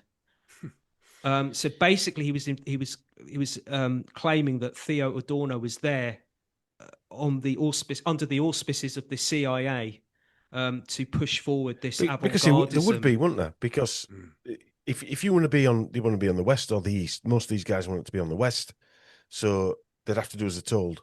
Also, they'd have to follow the money. That's where the grants are. That's who's paying the wages. Bear in mind, in Germany, there were nothing left. It was all rubble. So, that was their opportunity to get in with the new winners, if you like. Yeah. And also, just going back to the CIC, the Counterintelligence Corps that Miles Copeland Jr., forgetting he's called Junior, he was the father of... Yeah, I know, it's confusing, isn't it? Because you'd think he'd be senior, wouldn't you? Yeah. But he, by the way, they've got a royal bloodline as well. Of course. He was in the Counterintelligence Corps, along with Henry Kissinger, who was a big player in post-war Germany as well. But also, you noticed that there were lots of actors, artists, but there weren't just Americans. There were, I think, the future Chancellor of Germany was one of them. And so a lot of German people, is what I'm saying, were part of the Counterintelligence Corps. And artists, authors, actors, actresses, etc., were all part of that side of it. So anybody thinks that this weren't going on, I mean, you'd have to be thick as mince. Germany's quite big in that whole movement as well, us. wasn't it? Yeah, it is. Yeah, it is. Yeah, Frankfurt especially. Berlin. I think Damas, is it Damas you said it was in? Darmstadt. Darmstadt is near Frankfurt. Isn't that in Frankfurt, Darmstadt? I think it is, yeah. I think it's in Frankfurt, that. Because, again, going back to the Asher family, Richard Asher's family is German from that area of Frankfurt. It's just, because the way I see it is, I mean, to tie that into the Ashers, I mean, I might be wrong, but having looked into the whole I look at the 60s counterculture scene, although people who were around at the time never called it the counterculture in Britain, they called it the underground scene. Counterculture is more of an American thing, I think. But from the research that I've done in the last 10 years or so, I would probably say 99% certain that the foundation stone of the British underground movements, what became what you call the hippie movement, or whatever you want to call it, is the avant-garde. That is the foundation. And if you take that away, the whole thing would come falling down, basically. Oh my word! Listen to this. Right, so Dr. Richard Asher, son of Reverend Felix Asher and Louise Stern. Leopold Stern, born 1830, was Louise's father, and Annie Frances Lawrence. Leopold Stern, this is his great-grandfather. Leopold Stern Kreis was born in Darmstadt, Volkstadt, Essen, Prussia, Germany. Got a brilliant German accent there, Far. Yeah, I thought I sounded Das like... ist gut. Das ist good, huh? I wondered where you'd gone for a minute. I thought there was a German side. You couldn't work out whether it were German with a twist of Swiss or German with a twist of Dutch or just shite German spoken by a Yorkshireman. Yeah. Das ist recht good. Yeah, das ist recht good. But and another member of the CCF, just to throw this in, along with Bertrand Russell, was American poet T.S. Eliot. Oh my, yeah.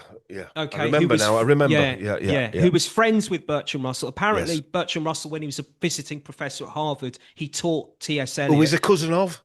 Who is a cousin of Jane Asher's mum, Margaret Elliott. Oh, what a coincidence! And and when T.S. Eliot moved to England, he stayed in Bertrand Russell's flat in Russell. I don't know what is it, Russell Square, Street, Road, something like one that. of those, anyway. Yeah, which is only just a 15-minute walk from the Indica Bookshop. Yeah, which was run by Barry Miles, which was part of the Indica Bookshop Art Gallery Collective. And Peter Asher's partners in that bookshop have interesting backgrounds, don't they? Oh, hell yeah. It's weird as well, just as a sign that bookshops were quite a thing, weren't they? You know, where a lot of things happen, you know, I suppose before... I don't know. It seemed they come up quite a lot, don't they? Yeah. Well, yeah. The Indica Bookshop and Gallery was the meeting point. It was that was the hub, basically, of the '60s underground movement. Even before the underground movement began, the underground movement really began to burgeon, sort of take shape. I suppose before video and stuff, they would have exchanged books and just met together, yeah, because there would be no other way of doing it. But the what you call the '60s counterculture, or the underground in London, didn't really sort of blow into sort of what it became until sort of late '66. But the Indica Bookshop and Gallery was around in '65, so it was kind of there before. But it was kind of fostering this movement of people that were beginning to build what would become that movement. Yeah. So it was kind of a catalyst. It was a catalyst ground for what was to come. And all the sort of the people that were looking to make this happen, for this countercultural movement to happen, would meet there, basically. The partners of that was Barry Miles and Peter Asher, and a guy called John Dunbar. Peter Asher, who is Jane Asher's brother, at the time, he claims that he started this collective. It was due to his money that they were able to start this, because he was in a music duo at the time called Peter and Gordon, and they'd had He's the Austin Powers guy, who looks just like Austin Powers. The Austin Powers guy, yeah. And they'd had a few hits, their biggest one being World Without Love, which got to #1 in America and in Britain, and I think it was so-called written by Paul McCartney.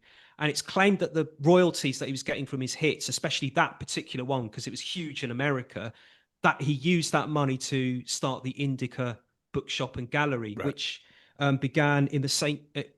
It moved to Bloomsbury. The bookshop part of it moved to Bloomsbury. But originally, when it started in 1965, it was at St. James's in London, just down an off-road called Mason's Yard. Yeah, but why is he not lauded like the Beatles, Asher? Well, it because kind of of links is. to? No, but what I mean is, I didn't know anything about him until we talked about this. Is it because the link's too obvious? Maybe. Well, he wasn't really. A lot of the hits they had were written by Paul McCartney, or so we're told. Paul McCartney wrote most of their hit songs, Peter and Gordon's hits. There was another one called Woman. And there's a couple more, of others. They're not well known, though. They're not household names. Not now, no. At the time, they would have been well known. But why they were having big hits. But why? Well, he continues because he became an executive at Apple, which is the Beatles company, which they formed in 1967, 68. This is post Paul going out with Jane, isn't it, as well? Yeah. So Jane and Paul in 1968 split up, and Peter Asher continues to work at Apple. He's like their head of the record label, I think. And then he left with James Taylor, who was discovered by Apple Records, and he took James Taylor with him and became his manager. I think he went to Warner Brothers, I think.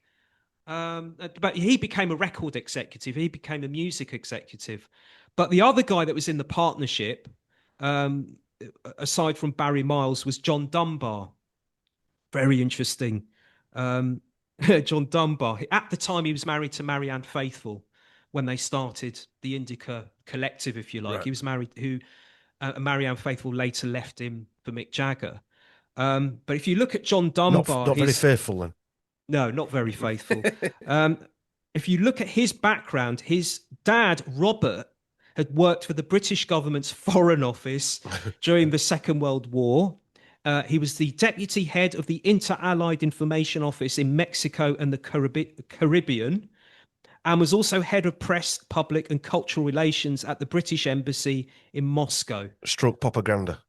Yeah, stroke propaganda. And if that's not enough, Marianne Faithfull's dad, Major Robert Glyn Faithfull, had been a British spy. And that's according to Marianne herself. I think there's a documentary where she mentions that her dad was multilingual.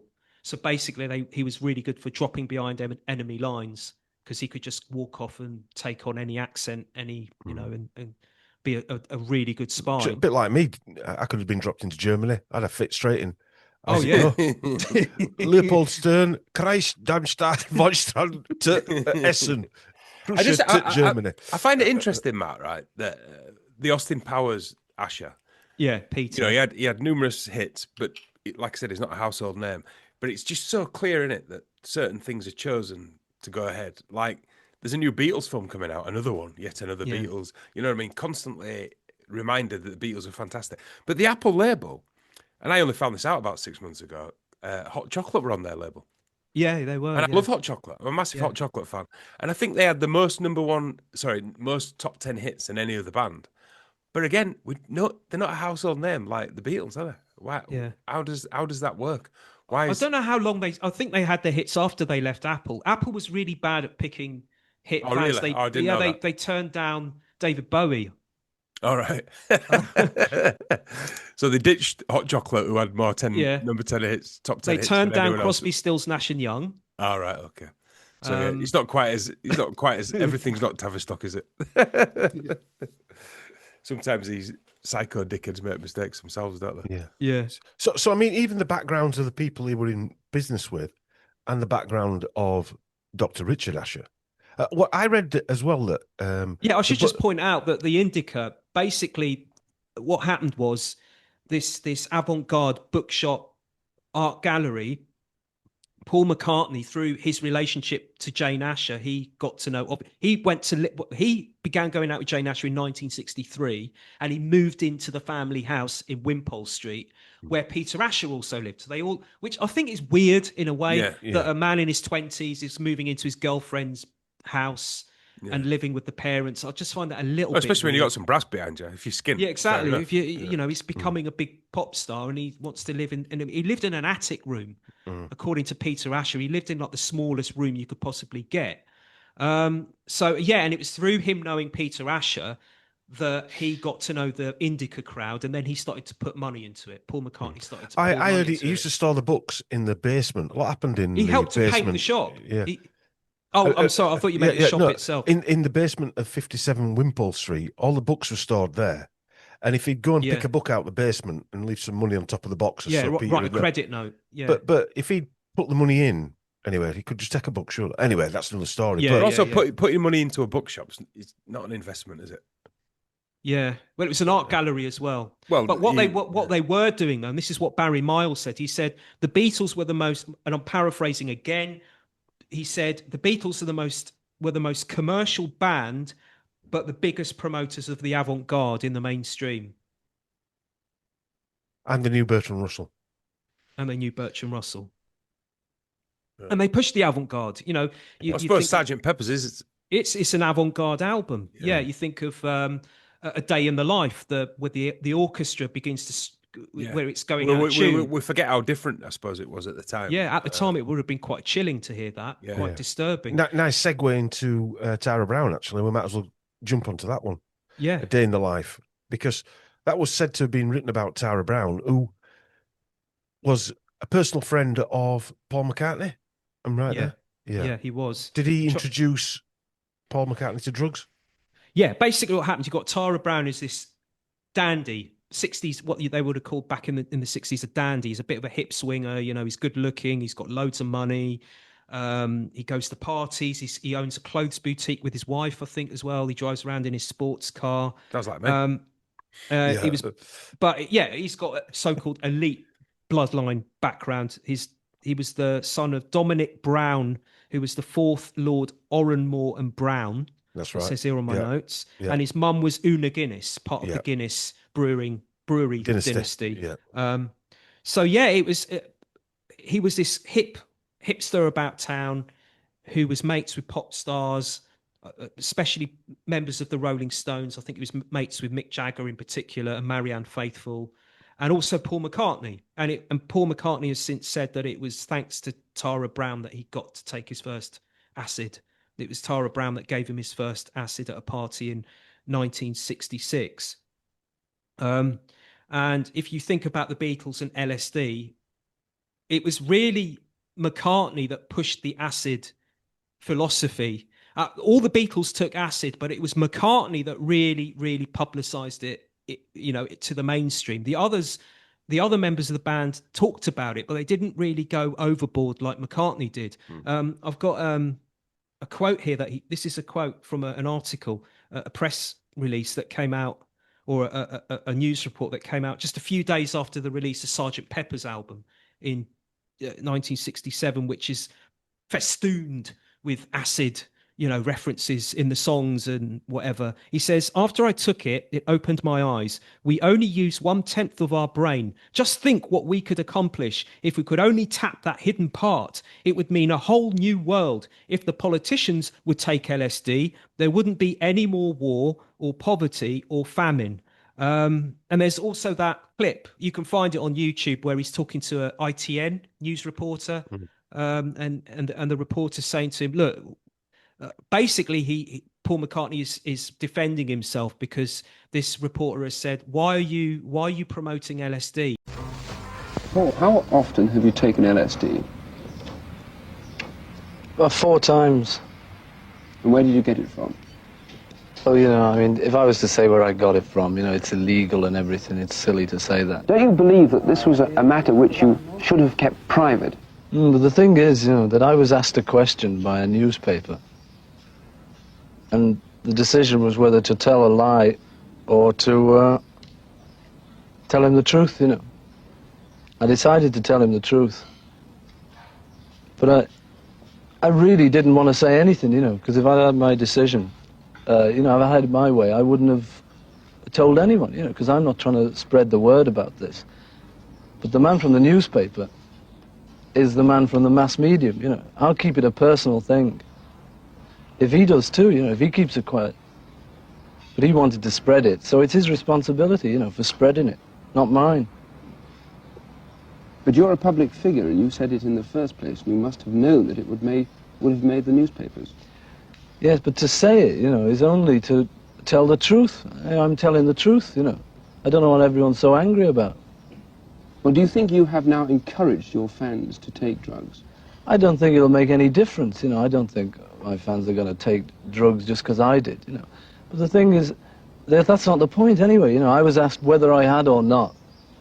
And then from then on, the whole bit about how far it's going to go and how many people it's going to encourage is up to the newspapers and up to you, on television. I mean, you're spreading this now at this moment. This is going into all the homes, in Britain. And I'd rather it didn't, But you're asking me the question. You want me to be honest. I'll be honest, But as a public figure, surely you've got a responsibility to lots and No, lots it's of you've teenagers. got the responsibility. You've got the responsibility not to spread this now. I'm quite prepared to keep it as a very personal thing, if you will too. If you'll shut up about it, I will. You've got a huge audience, you've got a young audience, you've got this audience, and you're so influential as a person. Do you think it's right for you to be pushing this drug promoting it. He goes, I'm not promoting it. He says, it's down to you. It's your fault. You don't have to come here and interview me now. Basically, this interview came about because Paul McCartney had a reporter had asked him, have you ever taken LSD? And he said, yes. And at this point, we're told that the media at the time kicked up a stink about it, and they thought, how outrageous that Paul McCartney took LSD and he's still selling it, aren't they? Yeah, he's still selling it, exactly. And that's the point he was trying to make. He says, well, this reporter came round to ask him why he'd admitted in that interview, why he'd admitted it. He says, well, it's your responsibility. It's up to you. You asked me a question. I thought I'd be honest and say, yeah, I have. It's down to you whether you tell the public. You could not say anything about this right now and it would all go away. I don't but want you're to be the ones coming theorist, here. but it all sounds a bit staged to me. Yeah, it sounded a little bit staged. Yeah. Exactly. We're all getting to the same point, aren't they?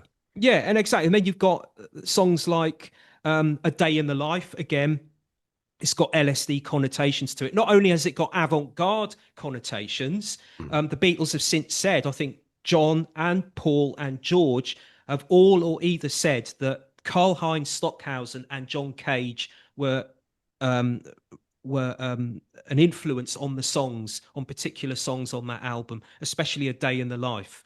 But if you listen to A Day in the Life, Paul McCartney has since said that the line "I'd love to turn you on" is a reference to turning yourself on, tune in, tune out of and all of that. Yeah. Then you've got the song Magical Mystery Tour. He's since said that the lyric in it, the Magical Mystery Tour, is dying to take you away, is basically a reference to dying, as in killing your ego, which is what is said you do when you take LSD. What you must do when you take LSD is to kill your ego and to become reborn, to start from scratch.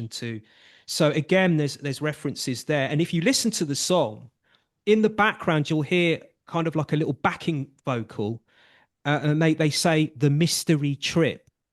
So the song Magical Mystery Tour is a film, which is basically this movie, this Beatles movie, which sees this psychedelic painted bus going around England.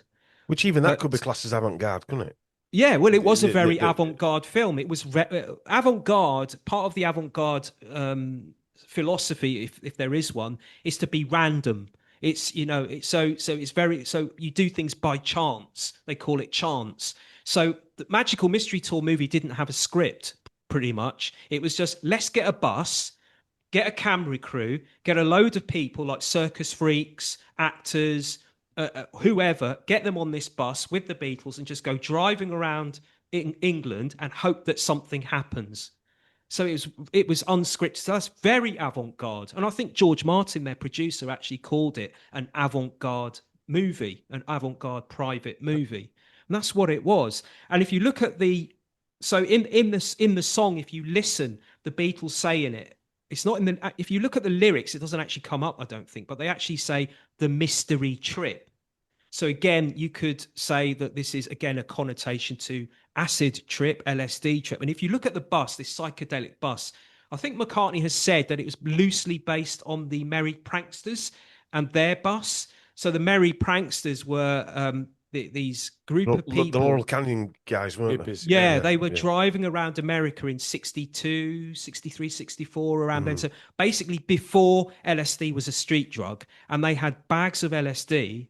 So at this point in time, this LSD was still pretty much within the confines of the military intelligence complex. It was being used in universities and hospitals by psychiatrists covertly to experiment on people to see if they could use it for mind control. It was being used in MK Ultra covertly, but somehow this Ken Kesey and the Merry Pranksters, and Ken Kesey is of course famous for authoring the book One Flew Over the Cuckoo's Nest. He was also part of an MK Ultra, wasn't he? He volunteered for it. Yeah. He was. He was one of. He was at Stanford, I think, studying at Stanford University. I might be wrong about that, but he says that he was called in to take part in some experiments with LSD, And he later found out, he claims he later found out that they were MK Ultra experiments to see. You have to question even that, don't you? Yeah, well, maybe he didn't know, but maybe I've told that story myself, and then I'm thinking, yeah. But then again, I think to myself, maybe he didn't know. Maybe they controlled him. Maybe they controlled him by getting him in there. Famous book though, and he's also a he's going around America in a psychedelic painted bus and they made a with film LSD, which you can't get because it's still within the confines. This is 1964. This is pre-67. This is pre-everything, isn't it? Exactly. Where did he get it? I'm sure he made a bit of brass out of film rights as well. Yeah. So Michael Douglas bought, by the way.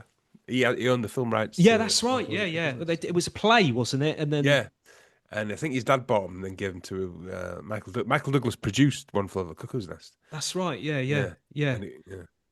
So you've got McCartney who's pushing the LSD more than anybody else, and it was thanks to Tara Brown, you could say. So here we go. Tara Brown was related to the Eliots. And how this happened was Tara Brown was first cousin, 3 times removed, of Henrietta Maria Dillon Lee, who was born in 1807 and died in 1895. We've already mentioned Tara. We've already mentioned Henrietta, haven't we? Henrietta. Yeah. But the strange thing is, you were doing. I remember doing this research, and you went off and did some other research. Yeah, I did. Sort of found 2 different links back. He's actually like a double cousin of. That's right. I've got here, and Dom, if I've got this wrong, let me know. So Tara Brown was first cousin 3 times removed of Henrietta Maria Dillon Lee. Henrietta's sister, Louisa Ann Rose Dillon, who married and became Louisa Ann Rose Ponsonby Fane. Her daughter Constance Louisa married William Robert Phillips.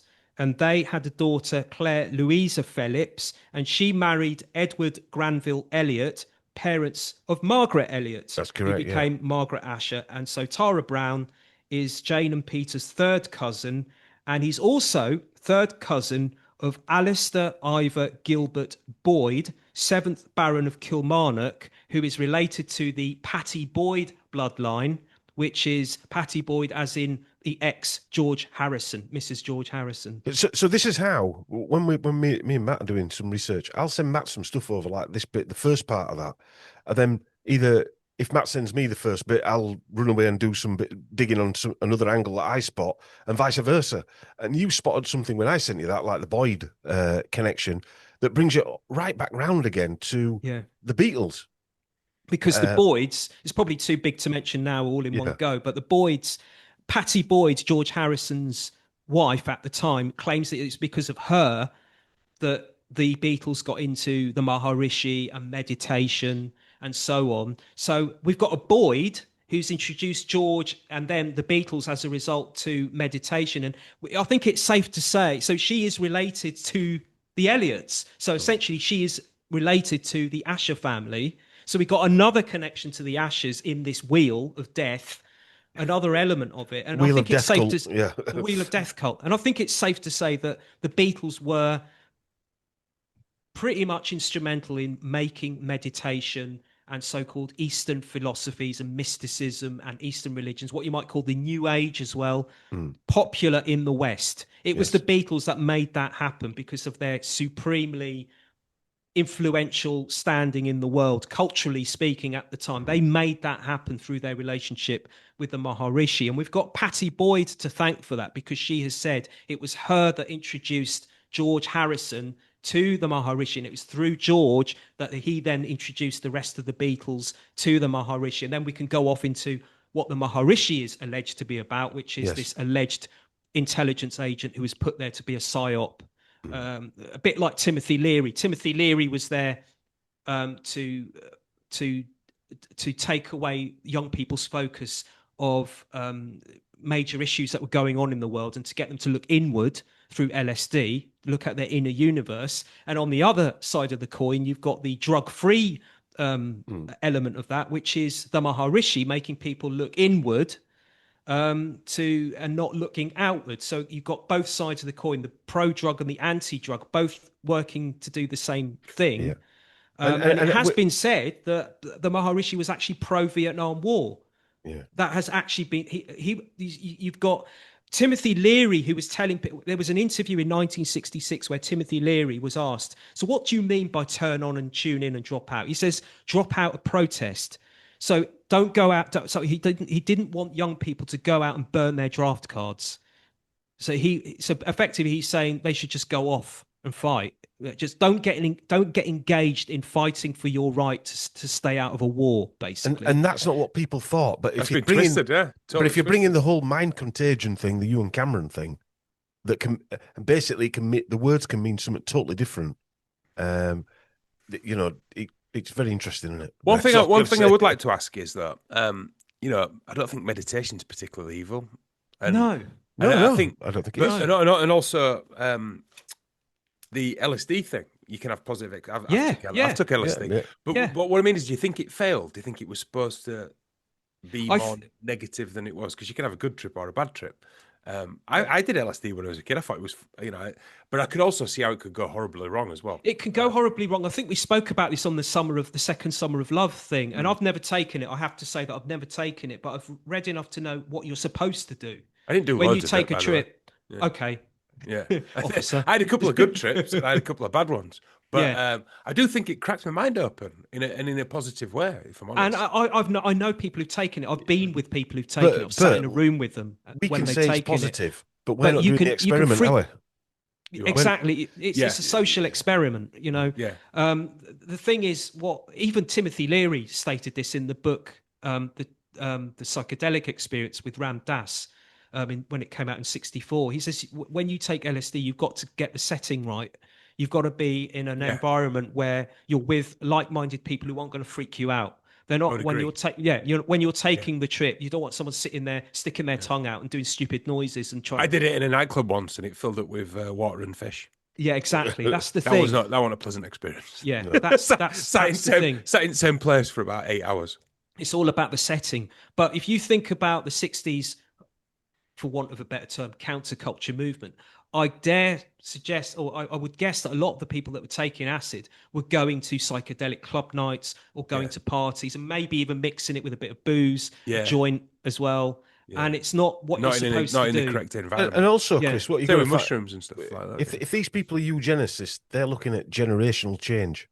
Yeah. So throwing the pill, throwing all the toxic chemicals that we eat, throwing a few illegal drugs that we think we're rebellious, that gets passed down genetically to our kids. I would say as an observation, though, the first 60s movement and then the second Summer of Love, I mean, what a mass experiment.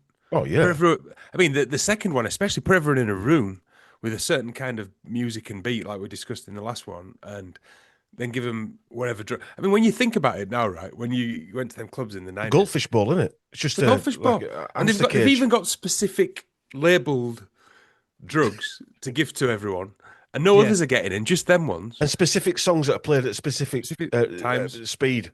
I remember the Batmans. There were ones that were called Batmans. So it was around Mitsubishis. There were bloody all kinds of different ones. Doves, But the point is, we never thought for a moment, did we? No. Who's manufacturing all this shit? Who's manufacturing? Where, is that getting made in someone's basement? People thought they were rebels. People thought they were rebels. Yeah. But you look at the logos. A lot of them were corporate logos. Corporate logos. Yeah. Yeah.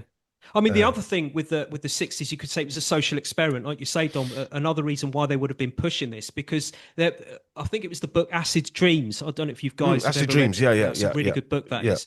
The authors are a bit iffy. But the research in there.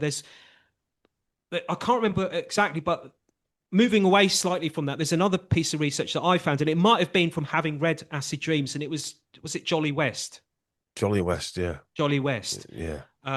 He was He was Jack Ruby's psychologist, had a mental breakdown. Ah, yes. So he went to interview him, and he had a total mental breakdown and said, he's not going to be able to appear at your Warren Commission or whatever it was because he's had a complete mental breakdown while I've been interviewing him.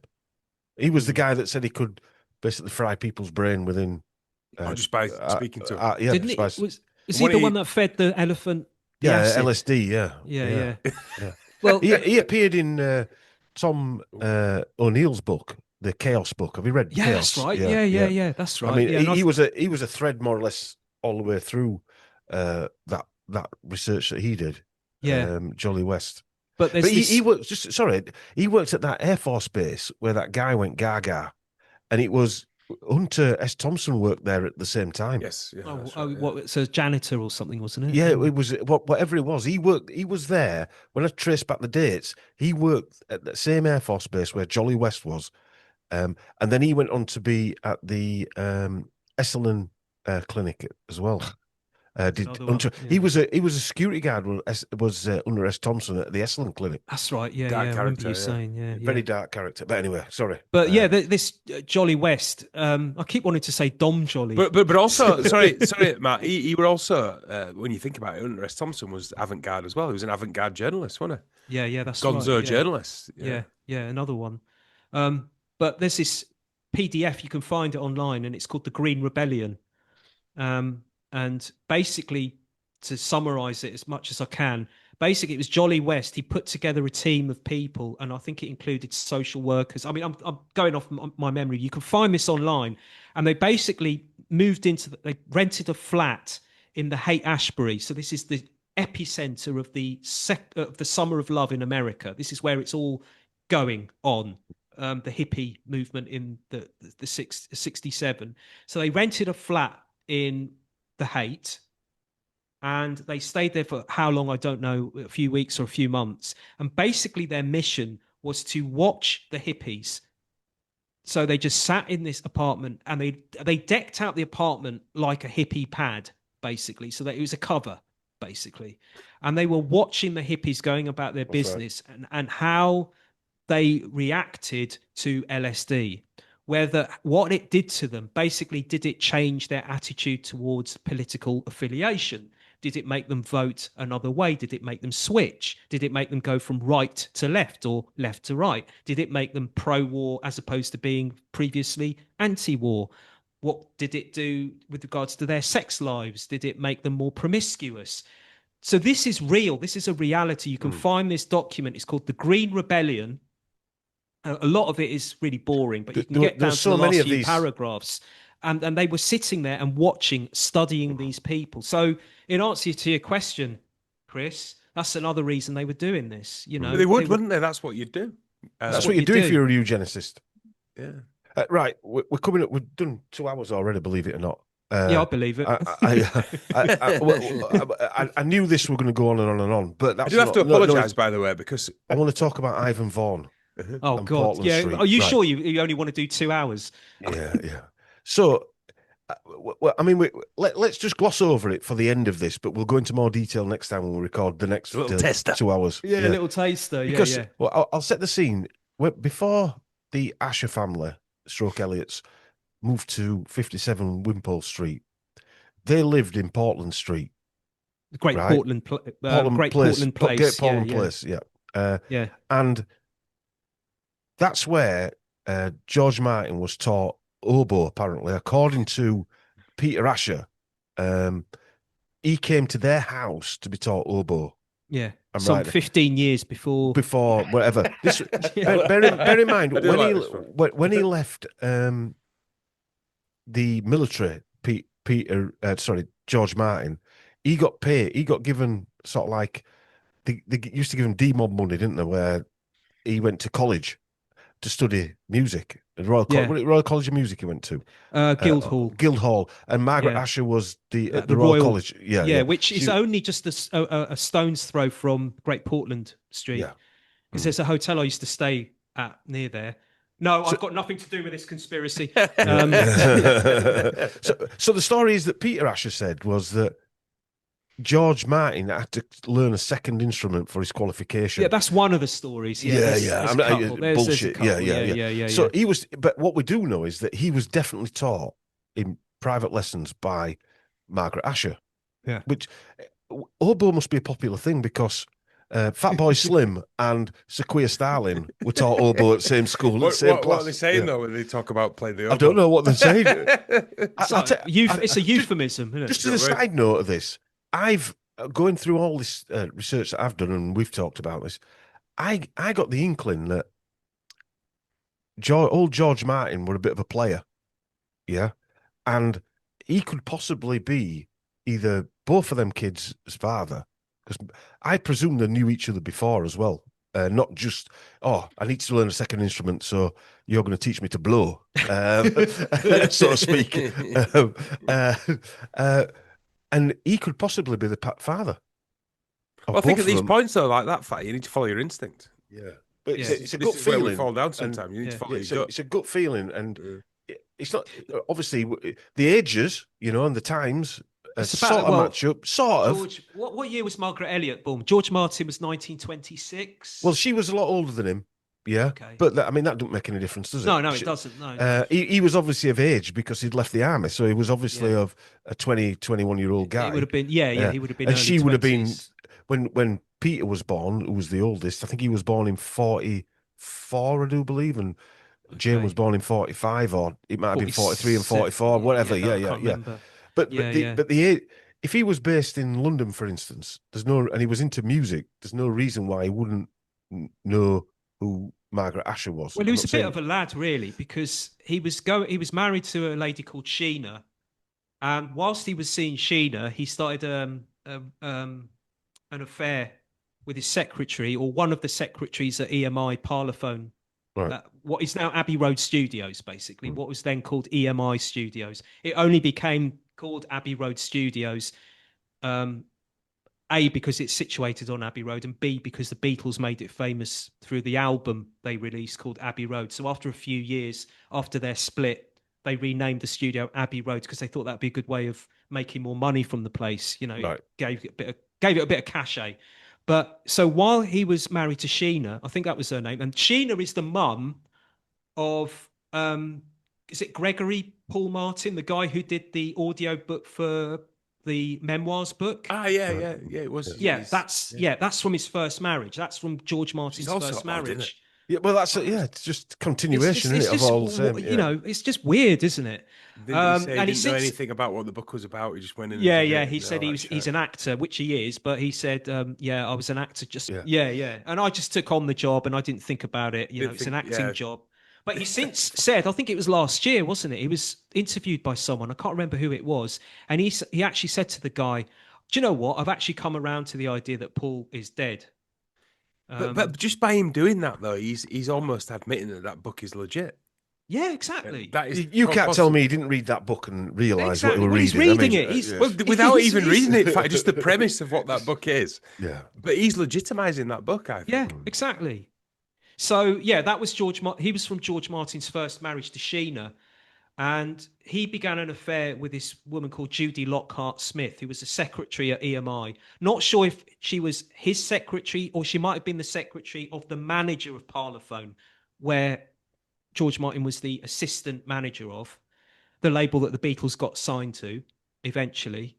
And the story of the Beatles has always been, up until about 5 or so years ago, since day dot, has been, oh, well, the Beatles went to EMI. They had an audition in 1962. And George Martin said, oh, they're quite good. But you know what? They lack something. But I like them. I'm charmed by them. I like their attitude. I like their personality. So I thought I'd give them a go, Yeah. It only came to light about 5 or so years ago, thanks to Mark Lewison, who is regarded as the top man when it comes to Beatles history.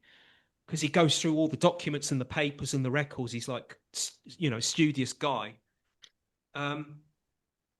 He said, well, actually, that's not what happened, because he found a letter or something. I can't remember now what the exact details are, but he was effectively blackmailed into signing the Beatles, because at the time, his manager, the manager of Parlophone, his boss, said to him, he was very much against this kind of, what his affair. His affair, basically. And he said, either you sign the Beatles or I'm going to just sack you or blow this thing out of the water. Your missus is going to find out about this, basically. So he was basically he was blackmailed, basically, into signing the Beatles and recording them. So he is a bit of a player. And I've got some information here about his wife, because what happened was, and this sort of sends out the red flags as well, if I can find it. I put it down as a side note. Here we go. This is according to one of his biographies. Shortly after his marriage to Sheena, she was plagued by a spate of maladies, including nervous dyspepsia and agoraphobia. So she basically went a bit gaga. Bit gaga after marrying him. So I don't know if that's got something to do with the affair, but he left her in the end. He left her in the end. But and I mean, he married Judy Lockhart Smith, and they had more children. And there's been scandal recently because when he died, when he passed away, the kids from the earlier marriage didn't get anything. They didn't get anything. The other kids from the second marriage. And now Giles Martin, who is George from the second marriage, he's become the de facto Beatles producer. So anytime there's a new box set that's coming out with remastering and all of that jazz, Giles Martin is now all that avant-garde jazz. Yeah, Giles Martin is the producer. So it's like, what are the odds of that? You know, what are the odds that George Martin would pass away and then the next official Beatles producer would be his son? Yeah. Do you know, it's like they're keeping it in house. It's got the secrets have got to keep, you know. Yeah. But the strange, well, it's not strange because it's a conspiracy at the end of the day. But why would George Martin mention that in any interviews, right, that you see that how much he actually knew the Ashers before managing Paul McCartney? Why, if you've got nothing to, a bit like the bloodline stuff, why wouldn't you say that Tom Hanks was the cousin of Walt Disney or the grandson of Walt Disney or whatever it was, right? If there's nothing, if you're not hiding anything, because surely, even if they said, "Oh, what a coincidence," you know, I knew Margaret Asher and Richard Asher for 20 years. But you said that, was it Mike or you that said? I think it was Mike Williams. That he said that. He pushed Mike Martin actually liked the fact that Paul was going out with Jane. He actually encouraged it. Yeah, I think that was Mike. Yeah, that was Mike. Yeah. He said he actually openly encouraged them to, which even Mike said that makes more sense, though. It does make sense. If you think about it, I think even Paul McCartney has said in his officially sanctioned biography, Many Years From Now, which came out in 1997 and was written by his mate Barry Miles, the earlier mentioned Barry Miles. Is that what it's called? Many Years From Now? Many Years From Now. It's a good book, actually, if you want to look at... He talks about his time in London in the avant-garde. Like, basically, he was the title ties into what Mike talked about. He probably took it from that, maybe. Yeah, it's from 97. I think the book came out in 97. And in that book, I might be remembering it wrong because, you know, as we said before we recorded this, or maybe after we pressed record, you know, you take in so much research, you sometimes don't remember if it's you that found this research or whether it was one of you guys and I heard it from you or from Mike Williams or from Mark Devlin or from whoever. But I seem to recall that Paul McCartney is quoted as saying that when he entered the Wimpole Street home of the Ashers, he was entering this kind of different world because he came from a kind of lower middle class background. He grew up in a council estate. So he was in this new world now. He'd found fame with the Beatles. He was living with the Ashers in this posh house in the middle of London with these urbane, cultured people, you know, with this bloodline, this elite, so-called elite bloodline. And he says he was open to this new form of culture. So they were introducing him to classical music and all of this kind of stuff and the avant-garde. So you had the Ashers doing that. And at the same time, what a lot of people might not know is that George Martin, long before the Beatles in 1966 and 67 were recording with tape loops and were using electronic sound, avant-garde, quote unquote, instrumentation to make their music more weird and cosmic sounding, more avant-garde, years before, even before he signed the Beatles, even back in the days when the Beatles were still in Liverpool playing rock and roll covers and R&B covers, George Martin was playing around with electronic instruments and the avant-garde. He actually recorded a long way from the oboe. It's a long way from the oboe. He recorded a song called Time Beat. You can find this on YouTube, and he recorded it under the name of Ray Cathode, and it's electronic. Cathode ray. Yeah. And he actually said, there you go. He actually said, the Beatles, the avant-garde, here they are, 1966, 67, recording all this avant-garde sounding stuff. I was into the avant-garde, 10 years before they were. Again, I'm paraphrasing, but that's pretty much what he said. And you've got to take into account electronic instruments in the early 60s, 1961 would have been a bugger to find. This is, the synthesizers didn't get used properly. Unless you're working for a military operation. Yeah, exactly. And that takes us off into a completely different strand. We'll leave that for now. Yeah.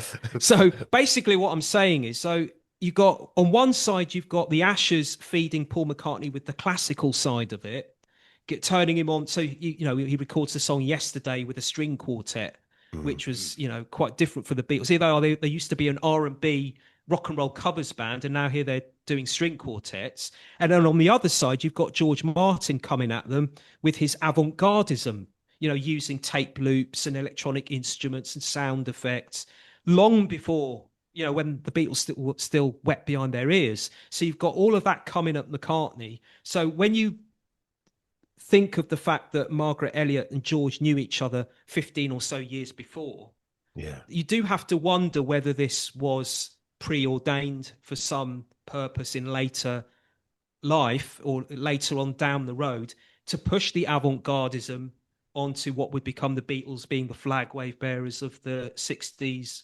underground movement, because they were. I mean, the Beatles were the biggest band on earth, and in some ways they still are. And they had huge, massive influence, and it was a unique kind of influence because unlike other pop bands of the time or rock bands of the time, their influence scanned the generational divide. It wasn't just teenage girls or students or young people. That was the start of it, though, wasn't it? Everybody, well, not everybody. It was grannies, aunties, toddlers. If you think about David Beckham now, where he wears a sarong and then people are wearing a sarong, or he has a tattoo and everyone's having they were really the first people to do that, weren't they? From a band. Yeah, as a band, yeah, definitely. And the first ones to do that model of, we're kind of home friendly and then we're going to drugs. Yeah. Miley Cyrus's, I'm a nice little girl now, I'm turning into a satanic witch whore. Yeah, great point. Yeah, exactly. It's the same model, isn't it? It's the same model. Exactly. And now you see it so blatantly in every musician, don't you? Yeah. They start off like this and then they go into this. They started off as the cute, cuddly mop tops with their suits, singing about "She Loves You" and "I Want to Hold Your Hand," and then by 3 years later, and it's a very small time. When you were talking earlier about, when you think of time now between now and 2020 or 9/11, the time of that thing happening was very short, wasn't it? It was really rapido through. And if you look at old newspaper reports from the time, old newspaper clippings, there were some people who were picking up on this. In 1967, after the Beatles had stopped touring in August 66, they kind of disappeared for a while. And this is where the Paul is dead thing comes into. Right. There's a lot of people who say, where did Paul and all the Beatles, why did they disappear after August 66 and they didn't reappear again? Well, I mean, it was a bit of a bunch of excuses. Like, we couldn't hear herself playing or... Yeah, they even heard that one playing. Yeah. They did the first original stadium concert. Yeah, they did Shea Stadium. So they're the biggest band. Are you telling me they couldn't afford the best sound available? All right, do one and it's crap. That's never happening again, guys. We're getting best equipment next time. Yeah. Right. No, Paul's back. We need him to play on the roof. Yeah, I know. A bit taller. I don't know how they got that equipment. Before we head off into oblivion, right? Let me hang on. Just before we go, Fatty, I want to say we're not going. All right, we're not going just yet. Right, we still haven't answered the question that we started on.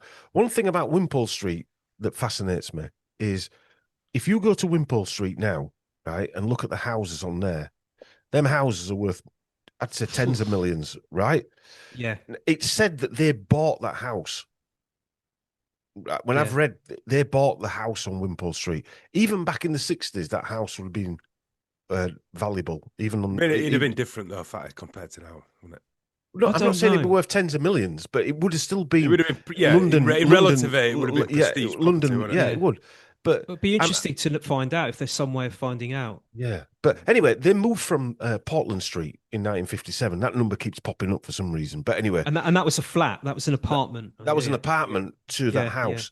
Yeah. Now, I'll let you tell the story of I said Portland Street. Ivan Vaughan. Ivan Vaughan. Yeah, I just wanted to finish off the last bit. But even back Here we in go for those another days, hour. basically, if you look at old newspaper clippings, people have. In 1967, when the Beatles came back after this long break, and they came back with moustaches and slightly longer hair and psychedelic music, whereas before it was all pop music. There were people who were saying in the press, the Beatles have gone weird. What's happened? The Beatles have gone a bit weird. So people were noticing this at the time. They were noticing it at the time. But then they are the leaders of the avant-garde thing, so they've come up with a new identity, haven't they? Yeah, exactly. They were the biggest band in the world. So when they championed the 60s hippie movement, if you want to call it that, everyone went along with them, you know. And I would argue that if it wasn't for the Beatles, the American side of it wouldn't have been as popular, because they needed the Beatles. They needed something mainstream like the Beatles to carry it for them, to make it as big as it became, because they crossed all the generational divides. Because they went over to America, got the young kids. Yeah. Then they carried them into the drug culture. And carried them into kids. And did the first stadium concert that had never been done before. And pop videos as well. They were doing music videos as well, in 1965, 66. Yeah. But yeah, Ivan Vaughan. Okay, this. Are you sure we've only got a few minutes left? Oh my God. I never said a few minutes. Let's do it. All right. I've got 16 minutes because I've ordered a curry. Okay. I thought we did a curry now. Or a coffee at least. So Ivan Vaughan. So basically the story is, according to the official story, Ivan Vaughan was this guy. He was Paul McCartney's school friend. He also went to school, I think, with George Harrison. They all went to the same school. And he is the guy that is responsible for introducing the teenage Paul McCartney to John Lennon at a village fete in 1957, July 1957. 57 again. Yeah, 57 again. I knew you were going to say that. So Paul was 15 at the time. John was 16, 17. And John was playing in his local group at the time, the Quarrymen. So we got Masonic references there. Okay, so we're told it was named after his school, Quarrybank Grammar School. Yeah.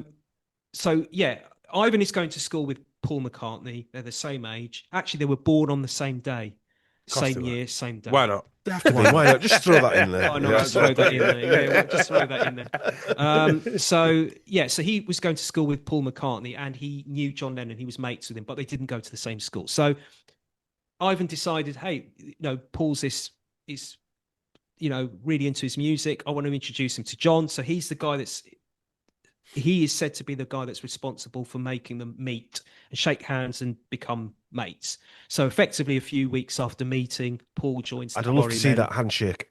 Yeah. Well, there's some other Beatles handshakes you can see online. Yeah. I think you know the one I mean. Yeah.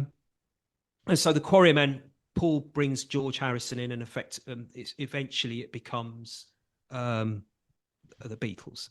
So another point of interest, also going to, this was the Liverpool Institute School. So it was Ivan, Paul, George Harrison. Also attending the Liverpool Institute was Neil Aspinall, who became their roadie, their road manager. And when the Beatles stopped touring in 66, after that, he went on to work at their company, Apple. And he actually went on to become the director of it. I think the CEO of Apple, up until he passed away in the 2000s. So he was like one of the inner circle of the Beatles, but he knew them from back then. So he was another kind of school friend of that collective, if you like. Someone else who went to school at the same time was Peter Sissons, the newsreader. Newsreader. Yeah, he was at school at the same time, same school. So fast forward a few years. Ivan goes to university. He goes to London, and again, this is thanks to Mark Lewison. He found this out. He is a mainstream author, but he's come up with some real gems. He puts it down to coincidence. He's not looking at the angles, or is it like we? No, he's not looking. He's certainly not. He's certainly not. So fast forward a few years. Ivan goes to university. He's in London. He's studying in London, and Paul decides to go and visit his mate. This is October 62, and he goes for a weekend. And this is just before the Beatles are about to record their first single, because it's the month that their first single, Love Me Do, comes out. So he's on the cusp of fame, basically, but this is pre-fame era. So he goes to see Ivan at his flat in London. And I'll read you how Mark Lewison has written it. He says, Ivan lived, here we go, in flat 6, Seaford Court, 220 to 222, Great Portland Street. It was, as always, a fantastically connected world. Paul McCartney could have spent the night at any one of several million London addresses, but was in the building where George Martin had received oboe lessons from Margaret Asher 15 years earlier. She and Dr. Richard Asher was living in flat 2 at Seaford Court throughout the time they had their children, Peter, Jane and Claire, who grew up there before they moved to 57 Wimpole Street in 1957, 57 again. And another link, again from his book, Ivan in London was mixing with the likes of Peter Cook, Dudley Moore and Lenny Bruce. And that's because Vaughan was doorman at the Establishment Club in Soho, London, earning himself a few late night pounds while reading classics at University College in London. So here's the thing, what Mark Lewison doesn't mention was the Establishment was a comedy club. I think one of the first ever comedy clubs in London, and it was run by Peter Cook. Peter Cook was part of the comedy collective, which was Beyond the Fringe. So it was Peter Cook, Alan Bennett, Dudley Moore, and it was Jonathan Miller. Jonathan Miller, they all studied at Oxbridge. They were Oxbridge. They were either Oxford University, Cambridge University, as you, well, no surprises there. They're all funny who go to Oxford. Yeah, that's it. It's just one of those things, as usual. Yeah. Just on a side note, Peter Cook almost joined the Foreign Office. He went for a job at the Foreign Office, but decided Comedian, to go Foreign Office. Yeah. You know, which one shall I go for? Which way shall I go? We'll tell you, Peter. You're going that way, Peter. You're going that, exactly. So that's a side note. But Jonathan Miller, I think he was at Cambridge. He studied to be a doctor and he actually became a registrar. So he got his qualifications and he was studying, or he was a registrar. And this is according to Jane Asher. He was a registrar working in a hospital under the tutelage of none other than Dr. Richard Asher. There we go, full circle. Full circle. And I could go on to mention William Sargent and all of There are so many coincidences. There's a pile of coincidences, hours of coincidental research that fall into place. That I mean, is this happened by chance? No, I can't believe it does. I can see it happening. Is it the matrix coding that draws all these individuals together at a certain point because that's the way it's been coded into the game, if you like? I don't know. Or is it organised to a level that we can't even envisage? Because unraveling all this stuff takes us hours to do, and somebody sat around a table saying, right, you've got to meet Tara Brown, you've got to meet Bertrand Russell in 5 years' time. In 5 years' time, and in 2 years' time, that's going to happen. And that is mind-boggling. And it's even more mind-boggling because Jonathan Miller's father was a psychiatrist, Dr. Emmanuel Miller, who was a pioneer in child psychology, apparently, just after or around World War II. I like when they say pioneers. Yeah, the pioneering child psychology. Pioneering. Yeah. So, it means experimenting on children. Yeah, basically. And he was Tavistock. He was Tavistock supported. That is full circle. It's full. I don't know how many full circles we're going to go in. We might have to change the wheel of Beatles Death Cult to the full circle of death. I don't. All them spokes now. I've got the Masonic circle, and that's another link as well because. What I found in the research that first presentation we did on Mike's was that all these families have their own lodges. The Elliot Lodge in Cornwall. Yeah, that's what you found. Yeah. The Westmoreland Freemasons. That's where the Ponsonby and all them other people that we just spoke about. All of these people all had their own lodges, not just or a Mason. They actually had their own lodge named after them. And do you want me to mention the allegation that links together William Sargent and Dr. Richard Asher and quickly, We'll finish on that note because it's a good note. Finish on that. Okay. Next time I want to go into the Asher stuff and Sargent and all the like Mayhew and what have you. What were happening around that period of time? Is it Charles Mayhew won it? Is it Charles Mayhew? I think the guy that did the panorama experiment. Oh yeah, the one you can find a bit of that online. as Dr. well, Osmond, can't you? wasn't it? Dr. Osmond, Oh, what they of call course, it? Humphrey Osmond. Yeah, he was the man that came up with the word psychedelic. Yeah, exactly. Yeah. Yeah, who's mates with Huxley. So Dr. Richard Asher. So he's this. We haven't even spoke about Richard Asher yet. No, we haven't. We haven't. But anyway, no, we we haven't. will do So next yeah, time. he was a general practitioner who specialised in hypnosis as well, and he wrote a paper about it. Yeah. So I've got this allegation here, and this is from the Beatles conspiracy site.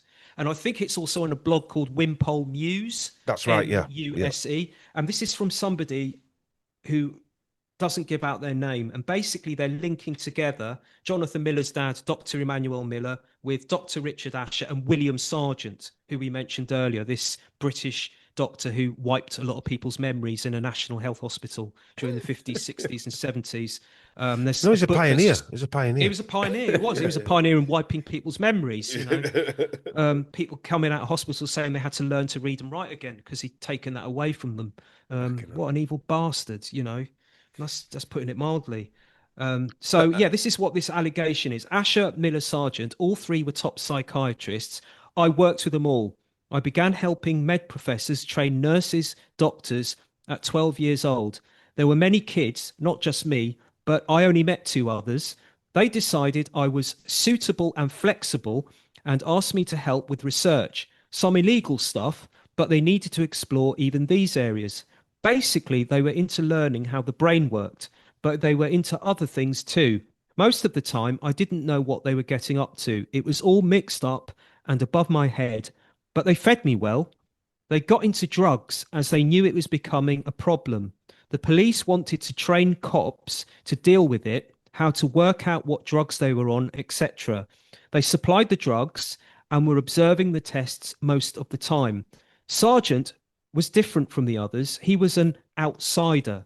The others didn't let him in on all they were up to, but they needed his input at times. They never spoke of it to me, but all did work for the government at times. What I do know is it's not necessary to hurt or drug people to brainwash them. Sargent had to, as he wasn't blessed with the psychic abilities that Asher and Miller possessed. All were able to read minds, telepathy, deep hypnosis. Not kidding, mate, for they were using this on me to get deep into my mind to understand how it all worked. Strangely, they all could do it, but nobody knew how it worked. It was passed down by word of mouth over the centuries to those who exhibited a talent for it. Sargent wasn't so blessed. He could do hypnosis, but only level 1, the one we all know about.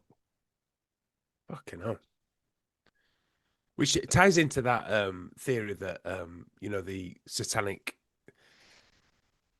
blood groups have the psychic powers and they can pass them down to their... It's generational, basically. You've also got MK Ultra, weren't they doing like parapsychology and remote viewing and it sounds to me like MK Ultra is like basically scientificizing satanic mind control. It sounds like that's what's existed forever, and they've just made it into it goes back to the ancients, maybe. Scientific operation. Yeah. Again, I'm saying that I sound fucking insane saying it, don't I? But that's what it seems like, doesn't it? Sadly, you don't sound insane saying it anymore. No, you that's don't. even more worrying. No, but when you say it out loud, and you think, "What am I actually saying here?" No, it makes sense to me. But it does make sense, doesn't it? That's the logic, isn't it? When you listen to these SRI survivors, you just reminded me actually. There's a book that William Sargent wrote, and it's called Battle for the Mind. That's correct. And it's the history of mind control. Actually, in the final chapters, I think it came out in 1957. Yeah, it did come in 57. I think it's in the last chapters. He tells you how police forces and armies use brainwashing in in the modern time, so 1950s. But in the first, I think it's the first chapter or the second chapter, he actually talks about mind control in the days of the ancients. Yes. Yeah.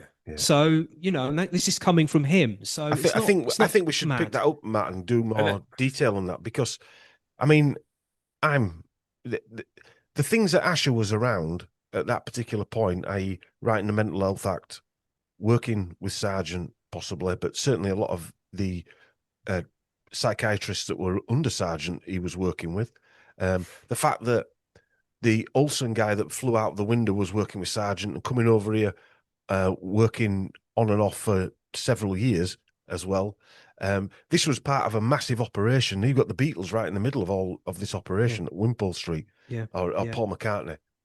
Also, when you listen to these SRA survivors, they often say that it's not as crazy as we think. It's literally logically done, and it happens. Yeah, to us it seems mad, but to them, because we don't think like that, do we? Yeah, they do this, and this, and then you're done. You know. And that's part of the trick, because if people think it's mad, then it's very difficult to convince people that what you're saying to them, no, it did happen. Oh, shut up. That's ridiculous. That but sounds mad. imagine, right? Imagine that these operations have spent years perfecting this. Well, like we're saying, Fatty, maybe hundreds and thousands of years. Yeah. It's only been scientificized, if that's a word, over the last 50 or 60 years. Yeah. The Nazis were up to it, you know. Is that when they started to make it into a science rather than just a, something they could rinse and repeat constantly and use to their advantage? Yes. Not just I just found a quote from William Sargent from The Mind Possessed. This is what he says: from the Stone Age to Hitler, the Beatles, and the modern pop culture, the brain of man has been constantly swayed by the same physiological techniques. Reason is dethroned, the normal brain computer is temporarily put out of action, and new ideas and beliefs are uncritically accepted. The mechanism is so powerful that while conducting this research into possession, trance, and faith healing in various parts of the world, I myself was sometimes affected by the techniques I was observing, even though I was on my guard against them. A knowledge of the mechanism at work may be no safeguard once emotion is aroused and the brain begins to function abnormally. And that's from him talking about the Beatles and mind control and pop music. And there's a picture. There's a picture in that of a girl going mad. And underneath Beatles fans screaming. Beatle possessed. They knew how they were going to possess people, but and then you think of modern day with Netflix and TV and the way films are, social media and music and everything now. We're probably at the pinnacle now. Mind control. Yeah. You talk about screaming fans. That's one of the mysteries. And I've asked people who were around at the time why they screamed. You know, why did you go to a Beatles concert and scream? And pass out. And they would wetting themselves, wetting the seats. You know, that's what John Lennon said. He said they would. These girls would wet the seats. And a few of them said, or one or two, to be honest, to be fair, said to me, well, I went into the concert with knowing that girls screamed, and I said, there's no way I'm going to scream. But as soon as I sat down and watched them, I couldn't stop myself from screaming. It was like something took me over and made me scream, and I can't explain it to you. I don't know what it was, but I just couldn't. And I just wonder whether they were using sound frequencies. Yeah, Travis Scott, it sounds like that thing that happened at that concert, Chris, doesn't it? Yeah. Yeah. Because there's something from again back to George Martin stage kind of thing. Yeah, exactly. Maybe they were using this in the 60s. There's an interview that Paul McCartney gave, again, whether it's him or not, just to add that in as a I think we're beyond that now. Yeah. Yeah. Okay. Yep. All right. Just take it as read now. Okay. So it's a documentary. You might find it online. It's called Produced by George Martin, and it's really weird because it's basically a documentary about George Martin, about his life and his career, right? But it's basically about his music career. So how he got into producing, the bands he produced. So obviously the Beatles are featured. And for some weird reason, and it just has no relevance at all to the documentary, right in the middle of it, you've got Paul McCartney sitting with George Martin talking about the old days, you know, what a great time we had in the studio. And he goes and he looks at George Martin. He says, "Hey, George, do you remember you used to tell us those old stories, those old tales?" And he's going, "What do you mean? Sort of, you know, about the old days in World War II." And then Paul McCartney's looking at George. He goes, "Do you remember that story you told us about the days Hitler, when he used to go on stage to speak to his people, and before he would go on and stand at the rostrum, his officials would have this sound frequency, and they would turn it up so high." Or low, either way, they would turn it up to one end of the spectrum, so it would actually be unsettling to the crowd. So you had these thousands of people who've turned up for this rally, and they can't hear it, but they can feel it. They're actually feeling physically sick. This is the way McCartney is describing it to George Martin, because you Why remember is he when you talk- told why us is he about even talking about that? exactly. No, exactly. I Why? have heard that. I have heard that they used frequencies at Hitler's. Oh yeah, thing. and Yeah, but but why is that it in this story. documentary? Yeah, and I've why not is heard George that story. Martin? Yeah, yeah. He goes, "Hey George, do you remember when you were telling us the Beatles when we were younger about this in the studio during a break during recording?" I'm paraphrasing, of course. See, from my point of view, you might as well just say, "But we used to do that, make everyone piss themselves." Yeah, exactly. So he's saying, they turn it up up at one end of the spectrum, the frequency, and everyone would feel ill. And as soon as Hitler goes onto the stage and takes to the rostrum, they would turn it the other way, so it would go right down to the other side, and all of a sudden everyone felt basically a mood elated change. because that mood tenseness changing device. so it would make them cheer and scream and clap and greet him with applause. And why is this being mentioned? And Paul McCartney says, I used to love it when you used to tell us those stories, George. But why is he telling them that? Yeah, and saying those stories, I mean, so we've got ex-military George working for military EMI. Military history of EMI. Yeah, I sent you a video actually, Dom, talking about that the other day. I don't know if you watched it or not. And it was, I forget. Yeah, I saw it. Yeah, in Serbia. Yeah, was it 6 months ago in Serbia? Yeah. I think it was about. Where the crowd started going mad. They were having a riot, Matt. No, they weren't having a riot. They were having a march, a peaceful march. Sorry, yeah, a peaceful protest. Then all of a sudden, and it was massive. There was loads of them. And again, it wasn't even in our news, really, was it? But then all of a sudden, the whole crowd just parted like that. And they said that it sounded like a herd was running up behind them.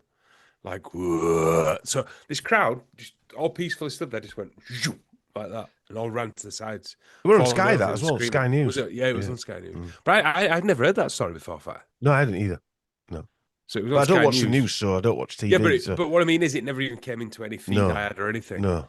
And even the Serbians were saying they tested some kind of sound weapon on us, and it turned out that they actually had they tracked down the sound weapon. It looked like a box like that, and then they found it strapped to the front of a Jeep in Serbia, and they even tracked down that they paid X amount of money for it, etc., etc. Wow, it's mental, isn't it? Did you see that one, Fight? Did you see the bit with it? Yeah. I've seen another video from years back, and I think it was China, where they were controlling a crowd of protesters or something, and they used the frequency and made them all docile, I think. Right. But I've just remembered something else on the Sgt. Pepper album when it came out on vinyl. At the end, when it comes to the run out groove, when you've got the last song and then it goes to the end and the needle just keeps going round and round and round. Well, on one of the sides they put a tape loop in there and it sounds like sort of noise, and it's basically bits and pieces stuck together to make this strange noise to freak you out. But apparently something else they put on there, I don't know if this works because I don't have a dog, but they put a sound frequency on there that only dogs can hear. Right. On the run out groove, apparently. So what other things did they put on? Yeah. Do you know what I mean? Yeah. What else are they capable of to. putting on there? Yeah. But I mean, that is fascinating because I had heard the Hitler one, but I'd not heard Paul McCartney. George Martin. And, is that on video? That I've got a sound clip of it. Yeah. We'll put that on here. We'll put that on here. I found it. Yeah, I did find the. We'll have to put that on here. The documentary, but it keeps getting taken down, funnily enough. Yeah. You do an experiment in the studio and take an oscillator. So you go, can you hear it? And us with young ears at the time, we'd go, yeah, can still hear it. And you'd take it up, and then we go, no, we just lost it. And you'd say, pretty good hearing. You just went up to decibels. And they said, now let's do it the other way. You go, take it down. And we go, yeah, can hear it. Ooh, got a funny feeling though. You take it down low. And you told the story that Hitler's people, his media people, knew this effect. And before a rally, they would play a low frequency that nobody could hear. They'd put that out, and everybody'd be sitting there going, I'm not feeling too great. And the minute before Hitler got there, they'd switch it off, and everyone would go, yeah! and loving all of it. I love those little stories that would be mixed in with our sort of recording career.